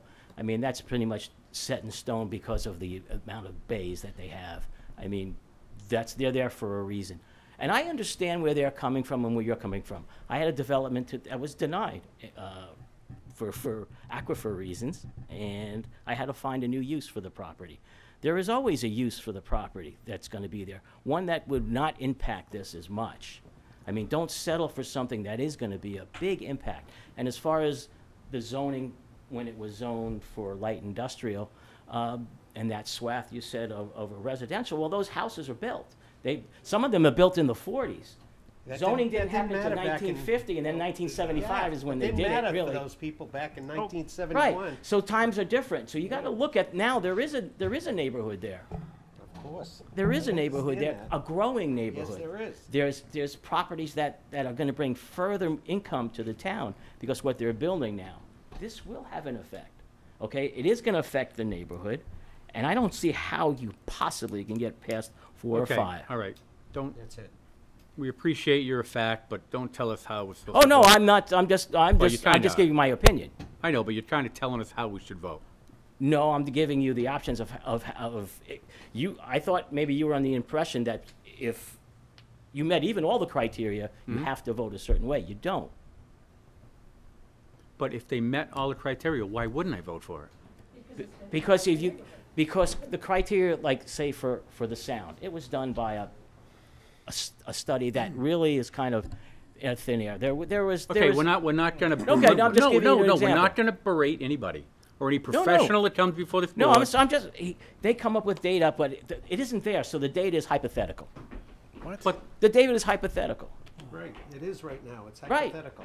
what else can you do? Right. So you can use common sense to what you can hear a tractor trailer. But that is common sense. How loud a Well, tractor let me trailer ask is a you. known measurable quantity. They look at statistical averages of that noise, and they put it in those charts when they use them for their sound measure studies. the noise from the That's trucks why. because that's not there. Of They didn't measure course. the boundary, not there. I'll give you an example from this gentleman, Sir, Vice this is Chair. just how science works in measurements.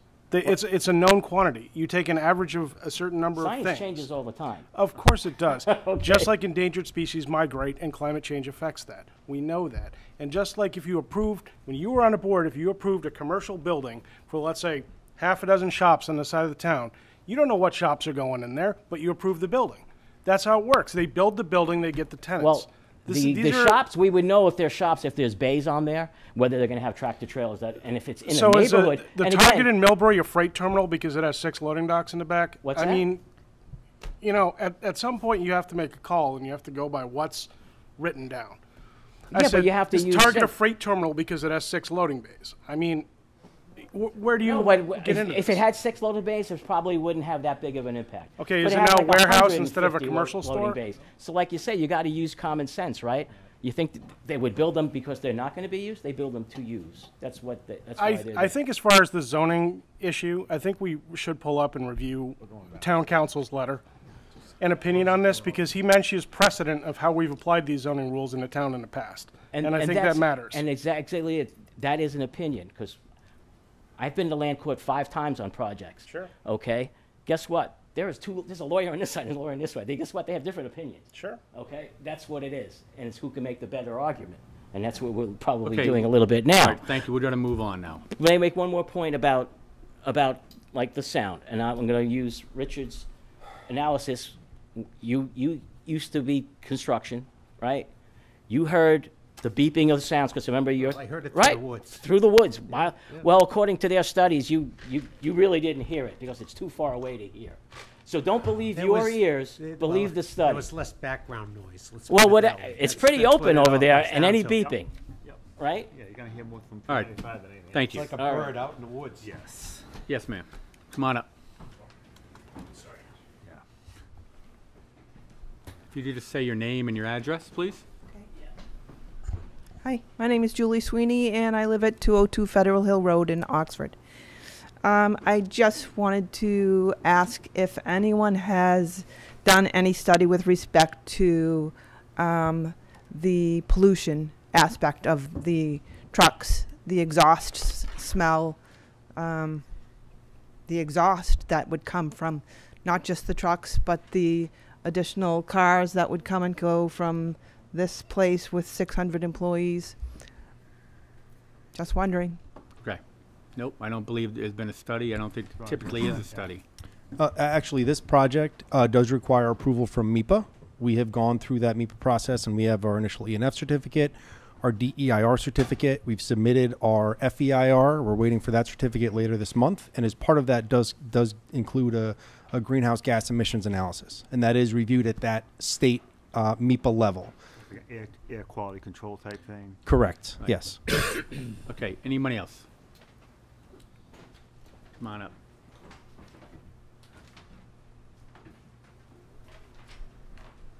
My name's Edward Stutsko. I live at 97 Millbury Road. I am the appealer for the Mass DEP. I appealed 5 months ago. I have not heard anything back from the DEP. This board should realize the fact that it's taken 5 months and I haven't heard anything back yet. So they are really looking into this. As far as the, in 2007, the town of Oxford did a open space and recreation study. And in 2009, they did another study for the aquifers and the water supply using the same map that I sent to Mass DEP that listed this property as a threatened and endangered species habitat, both with the Mass DEP and the Natural Historical, forgive me if I can't remember the NHISC or something like that. And in 2019 or 2020, it went away. The Mass NIC maps that list all of the endangered habitat, threatened species habitat, it went away. There was that boundary in Auburn and nothing after that. And in 2009, 2007, it was part of that line that came all the way down to Depot Road. I asked this committee, this board, to wait until you hear back from that DEP before you grant any further progress with this project, before they get their mitts on that hill and start blasting away and taking down trees and putting in a road and doing all of that, and then the DEP comes back and says, this project should be stopped. Ed, how do you rectify, how do you go back in history and put it back the way it was? Ed, do you really believe that even if we approve this tonight, they would start construction before DEP gave them a ruling? Why not? Really? We wouldn't be able to. They wouldn't be able to. Yeah. You wouldn't be able to. They would not be able to. That's correct. And just for so why are we even here? We got to wait for the DEP to make the ruling. No, we don't. No, we don't. For clarification purposes. Help me out here, folks. Just for clarification purposes. Ed, look this way, all right? The DEP won't issue a superseding order of conditions until we're through the MEPA certificate process, which we expect to be done later this month. The Conservation Commission approval and any superseding order of conditions that may be issued by DEP as part of the appeal are completely independent from this board's action and consideration. This is a zoning application, and the environmental concerns raised as part of the Conservation Commission were dealt with at that commission and are further reviewed and scrutinized as part of this appeal to DEP. So as long as you get the MEPA certification, you can start building.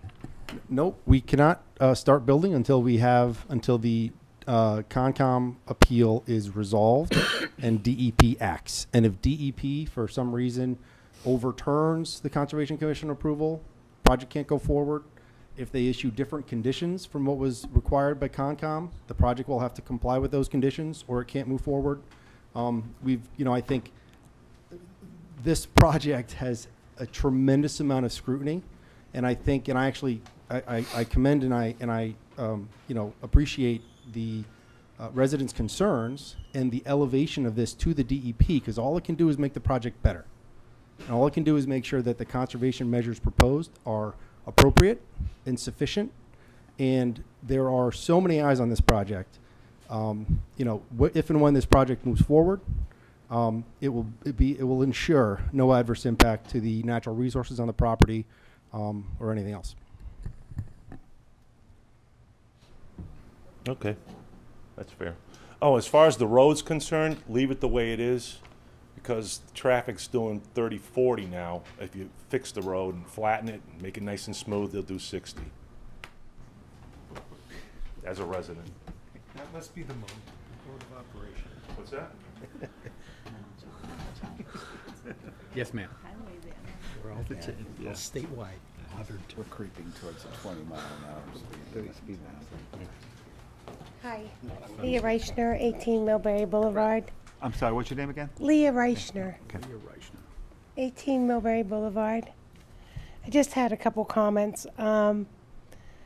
So I just got involved in April about this because I was a little bit nervous about having a big facility built up the road from me.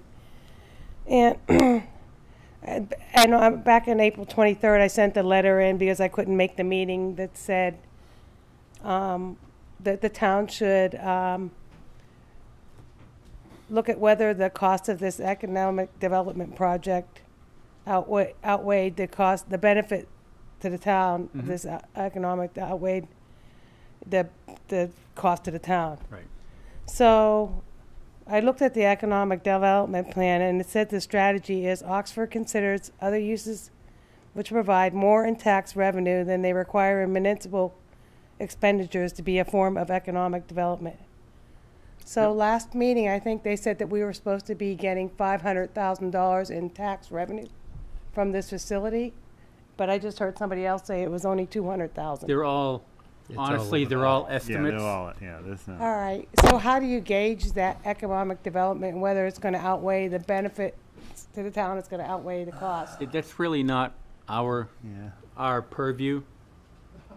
Well, all right, because if We're it's not only the- 200,000. You want us to like judge each I know. project by whether we make money or not as a town? But we're gonna have 400 cars and new people coming into the town, so we Right. might need more police officers, we might need more, things can go wrong with 600 tractor trailers and truck cars coming in out a day. I just meant that it's something to think about. Yep. The second thing was that noise sound studies. The noise study said that the impact of 59 Millbury Boulevard, which is right on the corner of Millbury and Depot Road, that house that's right there on the corner, was only equivalent to 42 decibels. And then they said 42 decibels is comparable to a quiet office, a suburban house in the night, suburban noise at night, or less than a running refrigerator. So I'm trying to figure out, like, how does that work? Because it seems like that house should be, like, impacted a lot by noise. And 42 doesn't sound right. Okay. A train goes by there too, by the way. It does. Yeah. Yeah. Yeah. Right. Vibration. Yeah, but it only goes by once a few times a day. So, correct me if I'm wrong. So I just feel like there's no credibility there. If that house that's right on the corner, that's all the tractor trailers are going to be coming past. The noise study, sound study says 42 decibels, which is equivalent to a quiet office, a suburban noise at night, or less than noise in a running refrigerator. Okay, so maybe I don't remember correctly, but isn't this sound study that sound model that they use, isn't it adjusted for like the access, where you access the road? It goes to the whole site. It is, yes. The whole right, site. the Yeah, sound yeah. study Yes. was prepared for the entirety of the Yeah, site. the whole site, including. And it was peer reviewed by the town's consultant, who confirmed the Yes. study was appropriately prepared Yep. and valid in its conclusions. All right. Okay, the last thing I wanted to say is the definition of freight and trucking, because everywhere I look, it says a freight and trucking company is a place that trucks come in with a bunch of materials and they load it up somewhere and it's stored and then it gets shipped from there on more vehicles out. And that's exactly what this logistics warehouse is. It's a place where trucks come in, they dump off their goods, some other smaller trucks come up, they take them out and deliver them to people's homes or wherever they need to go next. The developers already said no smaller trucks. And a definition of a freight and trucking, they never said they was freight and trucking. So you might want to talk to that gentleman right back there about freight and trucking. Well, that's what I think the problem is because maybe our zoning bylaws isn't adequate, but we have to go by the zoning bylaws that we have. well, the definition of the project, if it's filed as a freight and truck, if it's not filed as a freight and trucking. It was not filed as a freight and It's a trucking. warehouse and distribution center. Okay, all right. I just wanted to make sure because, well, distribution center sounds like it could. That's what it's a warehouse and distribution center. I think freight and trucking and distribution centers are kind of equivalent if you look at the definition of freight and trucking, but. Okay. All right, that's all I had to say. Thank you. Thank you. Yes, sir. Can I just address one? Yeah, one absolutely. Question on the real estate taxes, again, Elias Patuchis. Based on rough estimates, 450,000 square foot facility, approximate value would be 45 million plus or minus, which would put the stabilized real estate taxes at over 700,000 a year. Thanks. Thank you. All right, let's wrap it up. Is anybody else? I'm not seeing anything. Excellent. Oh, Almost. That's close. So you just said that they weren't going to use smaller trucks, and I saw that. they said, he shook his head no when you said smaller trucks. So that assumes you know who's going in there and who's. It actually, nope, it doesn't assume we know who's going in here. It assumes that we know what type of use we're proposing. I think in the comments, there was a mention about, product coming in, going into smaller trucks and going to people's homes. That is a last mile distribution facility that is not proposed as part of this. Actually, and it's specifically mentioned, I believe, in the draft conditions of approval that that's a completely different type of operation. And if we were to propose something like that, we would have to come back before this board and propose it and justify how it meets the regulations. We are not proposing that. We are proposing a distribution facility, a wholesale distribution facility as permitted in the regulations in the light industrial district. Okay, so it's just like a temporary storage area where large tractor trailers are going to take the material out. That's what I'm assuming. Yeah, that's it. Yeah, a wholesale distribution facility is essentially a place where product comes from one source and then goes to another commercial source. Okay, that's all I wanted because it's not retail, so Yeah. it's not like you can really sell them out of the building. So. Right, All right. All right, thank you. Thank you. One last question. Sure. Quick. It's too nice. Take your time. It's too nice. Let's close this. Yeah, it's too nice. Well, today the board issued 3 special permits to ZP Battery Development Company, Gail Davis, H&H Home Improvement. We scheduled Same process. We Okay, scheduled the same- hearing. You know who's coming in, though. Yeah. We scheduled Who's coming in with this? There's no name. Oxford Logistics. Oxford Land Ventures is the My applicant. point, again, if you're a commercial developer and you're building a building or an office building, you don't know who the tenants are, and those aren't disclosed at the time you're requesting your permit. This is standard behavior. This isn't anything nefarious anywhere. If someone wanted to put a small commercial building on a corner of a street, and they were going to lease it to a couple tenants, put in 3 units there, we don't demand that they tell us who are the 3 people moving in there Well, you before put we a approve the sign site up. plan. 3 sites for lease, right? Right, exactly. I don't know who they are. That's We don't know who they are when we approve the site plan. maybe 2,000 square feet. You're talking 450,000 square feet. We don't know who's going in there. Sure. It's a huge difference in what a small There's a commercial difference. building No. is and what. You're talking Rhode Island in Texas. Correct. Doesn't matter. Compare the two. All right. Why don't you? I think, is that it from, oh, no. Anna Marie Feldman, Shady Lane. I'm going to ask that this panel just consider one thing under the bylaws that this goes under, which is neighborhood, is to only consider just one thing, that this is larger than Fenway Park and is the size of 5 Home Depots. And if you're telling me that the tractor trailers coming in and out and the 600 plus times 2 shifts coming in and out of this facility a day are not going to impact just our upper northern part of Oxford, they're going to influence the entire town of Oxford, including our neighboring towns. This is a huge volume of traffic. It's the largest facility, building, distribution center being built in our town, correct? Mm-hmm. So this has to impact. I don't know how you can think it will not impact us. So if you just think of this one aspect, I know we got approval under DEP, wetlands, and all these other things, but see, the DEP sound study is only based on 10 decimal points. It's not really based on, it's based on ambient and plus 10. So we are going to hear it. They are going to have windows at night on that road. And I think you just have to, common sense says, there's no way that this is not going to have an impact on the entire town. Thank you. Thank you. All right.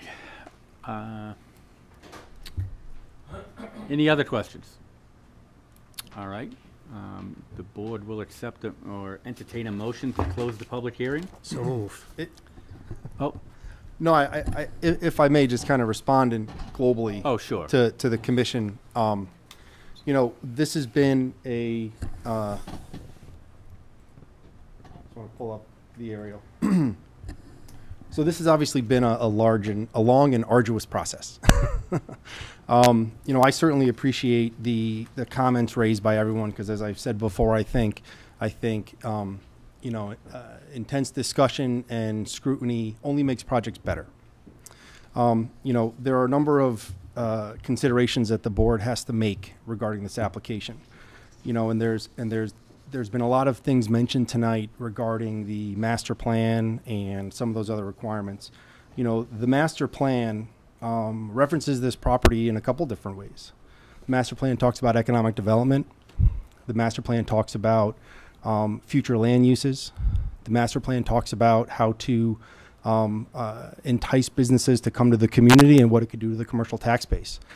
This property has been identified as a future land use area for industrial use. It has been identified as a potential sewer extension area. It is clear and evident that in the master plan, the intent is to develop this property. There's also talk and discussion about overdevelopment and, you know, appropriateness of the project. You know, I just want to point to the screen, the aerial. You have 395, which travels through Oxford, and you have a full on and off ramp, half cloverleaf, onto Depot Road. The site is 120 acres in Oxford, and it is located next to the highway. If there isn't a more appropriate site for an industrial use, I'm not sure I've seen one in my professional career as an engineer. We're talking about, you know, potential impacts. We've designed our driveway so that all heavy vehicles are coming on and off of 395. They can't turn left on Depot Road. They can only turn right. These tractor trailers can't even drive by any neighbors. They can't. There are no neighbors between our driveway and 95. We're traveling on a very short segment of road, which gets those vehicles on and off the highway in the most efficient manner possible. We talked about overdevelopment. The permissible coverage in the light industrial district is 65%. This project proposes a coverage of 8.5%. This is, you know, the site has a lot of constraints. It has a lot of natural resources. That was reviewed exhaustively at Conservation Commission. Revisions to the plans were made to address those concerns. And ultimately, the Conservation Commission had to follow its guiding bylaws and approve the project because there was no evidence or testimony offered on the record that substantiated a different decision. That decision was challenged. It was gone to DEP. DEP did a site walk. They did an inspection. We were there. Members of the public were there. Members of the Conservation Commission was there. You know, people talk about impacts and things like that. We walked that entire site, and it wasn't until we got all the way here that we even knew there was heavy construction equipment within this easement area. This high tension power line that runs through here, there was active construction going on. Walking through the entire property, couldn't hear it once. Excuse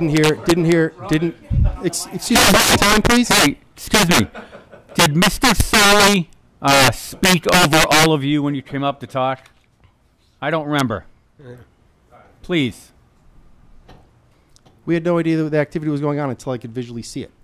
And that was heavy equipment. There were excavators or dump trucks. There was activity there. You couldn't even tell until we actually visibly saw it. You know, there are comments about, you know, there are a lot of different comments made about, if, you know, aquifers.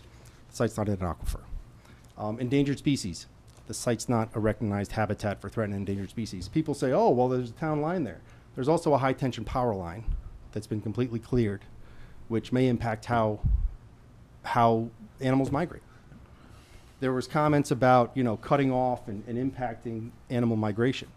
As we went through it exhaustively at Concom, we over-designed our crossings and raised the elevations of those crossings so there's more than adequate room. We far exceed the requirements for those crossings because we wanted to make sure that we provided things like that.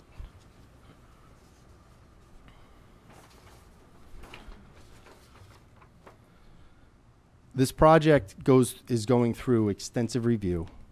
There are eyes on it from all different agencies, and I'm very pleased to say that, you know, I'm proud of this project. I'm proud of what this project has evolved into, and I'm very proud of the hard work by the Conservation Commission and this planning board and all the residents for coming out and voicing their concern, because I think their concern makes us do two things, right? As a planning board, you have to trust an applicant, but you have to verify. Trust but verify. This planning board has done that.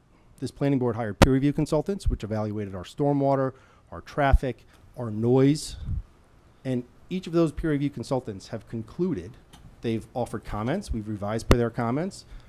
Ultimately, they've concluded that this project will not have an adverse impact on the neighborhood. It has been prepared in accordance with the zoning regulations, and it has been prepared in accordance with the master plan, and that it meets the requirements. We went from a 76 comment letter, 76 comments, and we ended up resolving all of them. That doesn't show a lack of effort. That shows an incredible amount of scrutiny and review. And you know, I think with that, you know, we respectfully request the commission give us a positive approval on this project. Okay. Is this new? Is this a new question? We're not going to go back and forth. Brand new topic. I think we get the last word. Why not? Oh yeah, I No. know. No. Real No. quick, please. Come on up.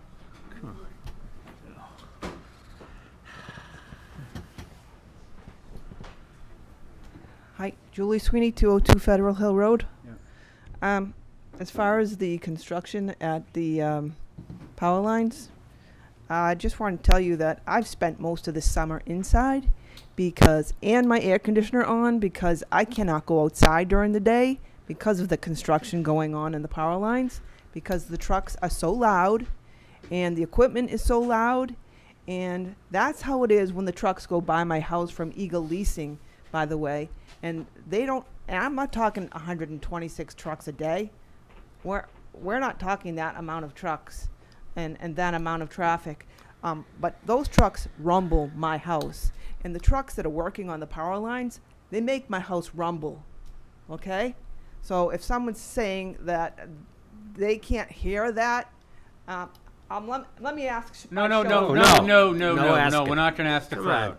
Jeez. Yeah. Are you all set? Okay. Thank you. I'm just telling you that Okay. that's not realistic. Thank you. Mr. Chairman. Last comment right here. This is it. Chairman, just Yep. by structure, though, did the board not vote to close public comment? If the board wishes to continue public comment, then certainly. This is the end right here. Good evening, I'm Bill Terrian Jr. I live at 416 South Street, live right here in Auburn. My question, I was a professional truck driver for 41 years. And I Googled this, by the way, Google Maps, 2 different sites. To get from this site to the Blackstone Mall, it takes you this way every single time. What's going to prevent them from going out of here and going that way? Okay, we did this already. There was another. And what's the answer? Huh? What's the answer? We can't stop anybody from going anywhere they want. Actually, there's a number of. Actually, Mr. Chairman, to his particular question, the fact that the exit to the facility is being engineered to only allow a right turn out of the There's no way facility they can do that. would, I mean, they'd have to do a U-turn in the middle of Depot Street. to go back to Millbury Road, which Okay. unlikely with a tractor trailer. Okay, and in the last meeting, you said that 60 trucks a day is 2.5 tractor trailers, trucks per hour. On that street, that's 2.5 an hour too many. What street? That street right there. We're saying, he just said they're not gonna go on that street. I live on that street. They're on the street every day. What are you talking about? Why do they have to go on that street? You ask the truck drivers. What? I live there. What are you asking me? They go. I'm just telling you what's going to happen. I'd like to see it prevented. Okay. Ask the U.S. Foods. Well, listen. Don't rush anyone out of here. You represent these people, right? Right. So give us our time and our minutes. And I did, 4 meetings. So it might take a fifth, so that people can be heard. I think we've heard from everyone that's been speaking at least There's 4, more 5, hands. 6 times. I think we've heard it all, quite frankly. Okay. Is there a motion to close the public I'll hearing? make that a motion. Motion by Jeff, is there a second? Second. It is a motion and a second, any discussion? All those in favor say aye, I vote aye. Aye. Aye. Aye. Aye. Aye. Aye. Thank you. Motion carried. All right. Where are we? Well, I mean, it's all about the special permit on this thing, so. Mark, you want to make a motion It's all about to deny it conditions and things. and start it? You can go that way. You don't have to go motion to approve it with us. I don't want to get into the conditions unless we have a supermajority that would go that way. That's what it comes down to. All we got to do is have 3 people that don't want it because it's not Okay, zoned let's- properly, let's- blah, blah, blah. Let's just do it. That's it. Somebody want to make a motion? Sure, I'll make a motion that we deny this site based on the criteria of the zoning laws. Motion, so you're making a motion to Motion, deny based on the zoning criteria? Right. No. No, That it well, doesn't what he meet, just doesn't, said. doesn't meet, doesn't meet, doesn't meet the criteria. doesn't meet the criteria. Well, are you making a That's motion to deny the special permit? Yes, Yes. You mean the special permit decision criteria or the zoning criteria? Yes. special That's right. permit. Just criteria. criteria, sorry. And the zoning bylaws, chapter 61 and 62. Okay, so there's a motion to deny based on the, Yep. Well, you gotta And have a specifically- reason why. and- Based- Wait, based why on- why don't we just have a vote on the special permit? Up or down? That's what we're doing. So we don't have I to- was looking at you, I wanted you to make the motion, Mr. Lawyer. No, yeah, I know, I tried to, I move that we vote on the special permit. there's already a motion. Okay. So is there a second on Jeff's motion? To deny it. Deny the special permit. I second that motion. Okay. Any more discussion? All those in favor of denying this special permit for this project, I vote no. I Nay, vote no. whatever I say. Yeah, well, I vote no. You gotta vote yes too. I vote yes. I vote yes. No. Yes. No. Doesn't pass. Okay, so it doesn't pass. I mean, the special permit doesn't move forward. What? How many no's were there? There are 3. Three. Three no's is too many. You gotta have 5 that, want to approve it, so. If you got 3 that said they don't want to approve it, fine. But you got to put down the reasons why you don't want to approve it. Excuse me, public hearing is closed. I'm sorry, everybody got a chance to speak multiple times, but the board is in, I guess you'd say deliberation right now. Right. So just give us a little bit of quiet. Thank you. So I'm voting no because I do think it does adversely affect the neighborhood, and I think it's a serious hazard of not being able to put a stop sign. I know you can put it on the plan, I know all that, I agree with that. I still think it's a hazard to Mark, you want to add some more Vehicles. things why you think it should be denied? Let's put it on there, because we have to have. In discussion. This is part, we're in discussion. We're in I don't discussion. know that case. Oh, no, we're I not. don't know We that already case voted. law requires us to make findings. We had an up or down. Oh, I'm vote. just- You need I'm a just- Supermajority vote Yeah. for a special permit. We don't have it tonight. Okay.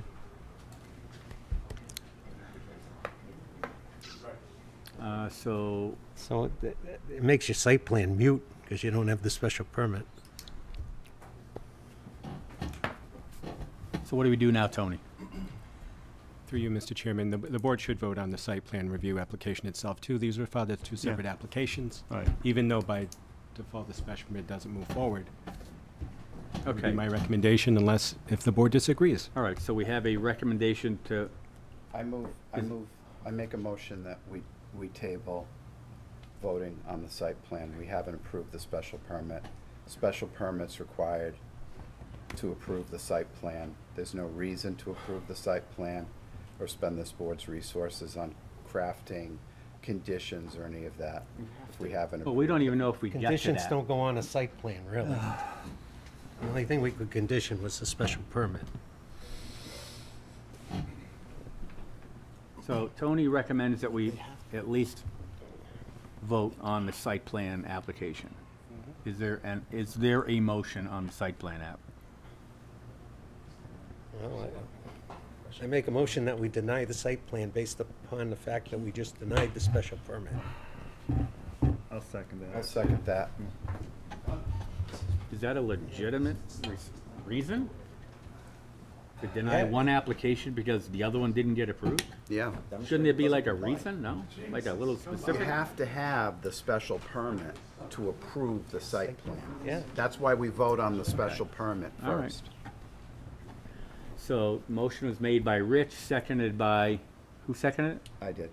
Seconded by Mark. Any more discussion? Call for the vote. I vote no. Yes. I vote yes. Yes. Yes. Yes. No. All right. The noes carry with two, oh, wait, yeses. no. Yeses Yeses carry. carry with two noes.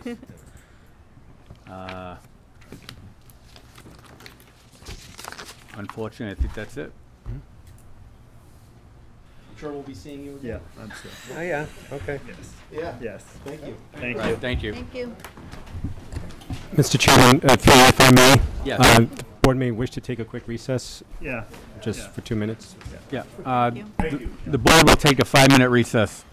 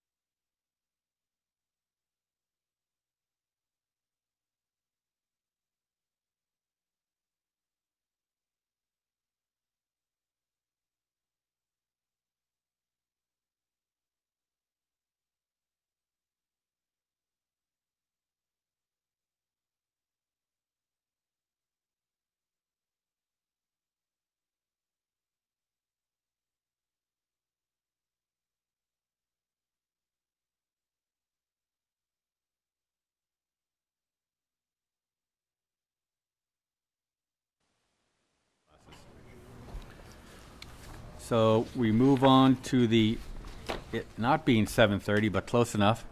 The continued public hearing for 46, 48, and 50 Harwood Street. Application for special permit, land disturbance permit, applicant and owner DJ Enterprises Inc., common driveway to serve 3 lots. Oh, you don't have, I don't have it either. Action date, September 11th, 2022. Tony, you want to let us know what's happening? Just a brief update. Did send a follow-up to the to the owner, and have not received any further updates since we got the comments from the peer review. Okay. And the peer review comments were submitted to the applicant, so we will continue to follow up. As you stated, Mr. Chairman, the action date is in September. Would recommend, should the board wish to consider, would recommend to continue this item to The next the meeting. next meeting. Okay, what's the date of that meeting? The date of the meeting is August 22nd, which by the time that we've gone through, we have an item at 7:05, 7:10, 7:15. So if it's the pleasure of the board, maybe 7:20. Okay. Do board would accept a motion to continue this public hearing to August 22nd at 7:20 p.m. So moved. Seconded. Okay, just- Moved by Roger, seconded by Mark. Yeah, Any- just a comment that if they're not going to be ready, they got to give us an extension. Extension, yeah. And they deliver it for us for that meeting, so we can vote it in Yeah. during that. Point well taken. But then we'll have one meeting out, so. Okay, any more discussion? Nope. There being none, call for the vote. I vote aye. Aye. Aye. Aye. Aye. Aye. Aye. Carried unanimously. All right. Submissions done, 7:30 done. Action items, meeting minutes are not ready. No old, no new. Here we go. Planners report. I'll be brief tonight. Big talk. The item I would just briefly like to request from the board is to grant me the opportunity to come back at the next meeting to discuss some possible ideas, interests in the special town meeting, anything that's of interest to the board. I would like to come before you to discuss at least one in particular with respect to the Village Business District, but I'm not here to talk about that tonight, just to simply request that if we may, put it on the agenda for the next meeting. I may not be as brief. Yeah. That was a good tease. That was good. That was a good tease. That was a good Getting segue. used to long meetings these days. Okay, not a problem. I just want to ask one question. Are you here for something? I was here for Howard. Oh. You were. I have nothing to present, I'm just a...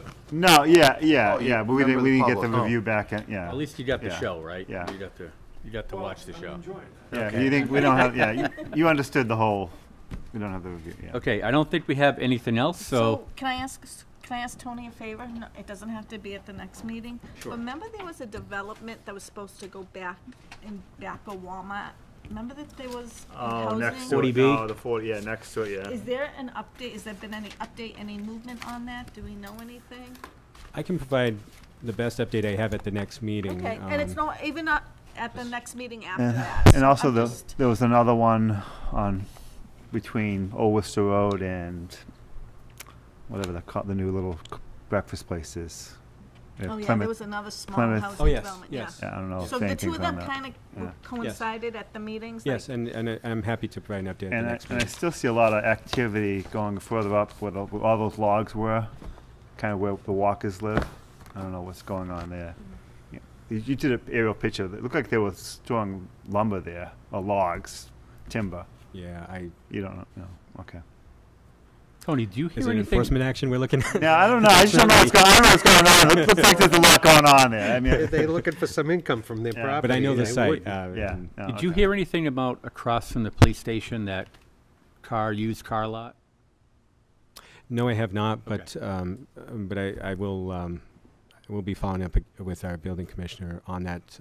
Again, whereas there was approval with conditions, they were required to Yeah, I follow just want to through. say that I drive by there all the time, and there are a lot of vehicles on that property. I don't And know I'm what they pretty got sure it approved does not look like the plan they submitted Yeah. to us. It was like 15.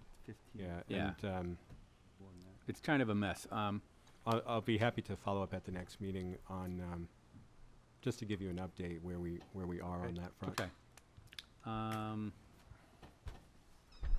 Can I also apologize on the record for, I think people were talking about, that gentleman said something like you were too, what was he? Never mind, I'm not even gonna say it. Anyway, is there a motion to adjourn? I'll second that, Chris. There is a motion and a second. Any discussion? All those in favor, I say aye. Aye. Aye.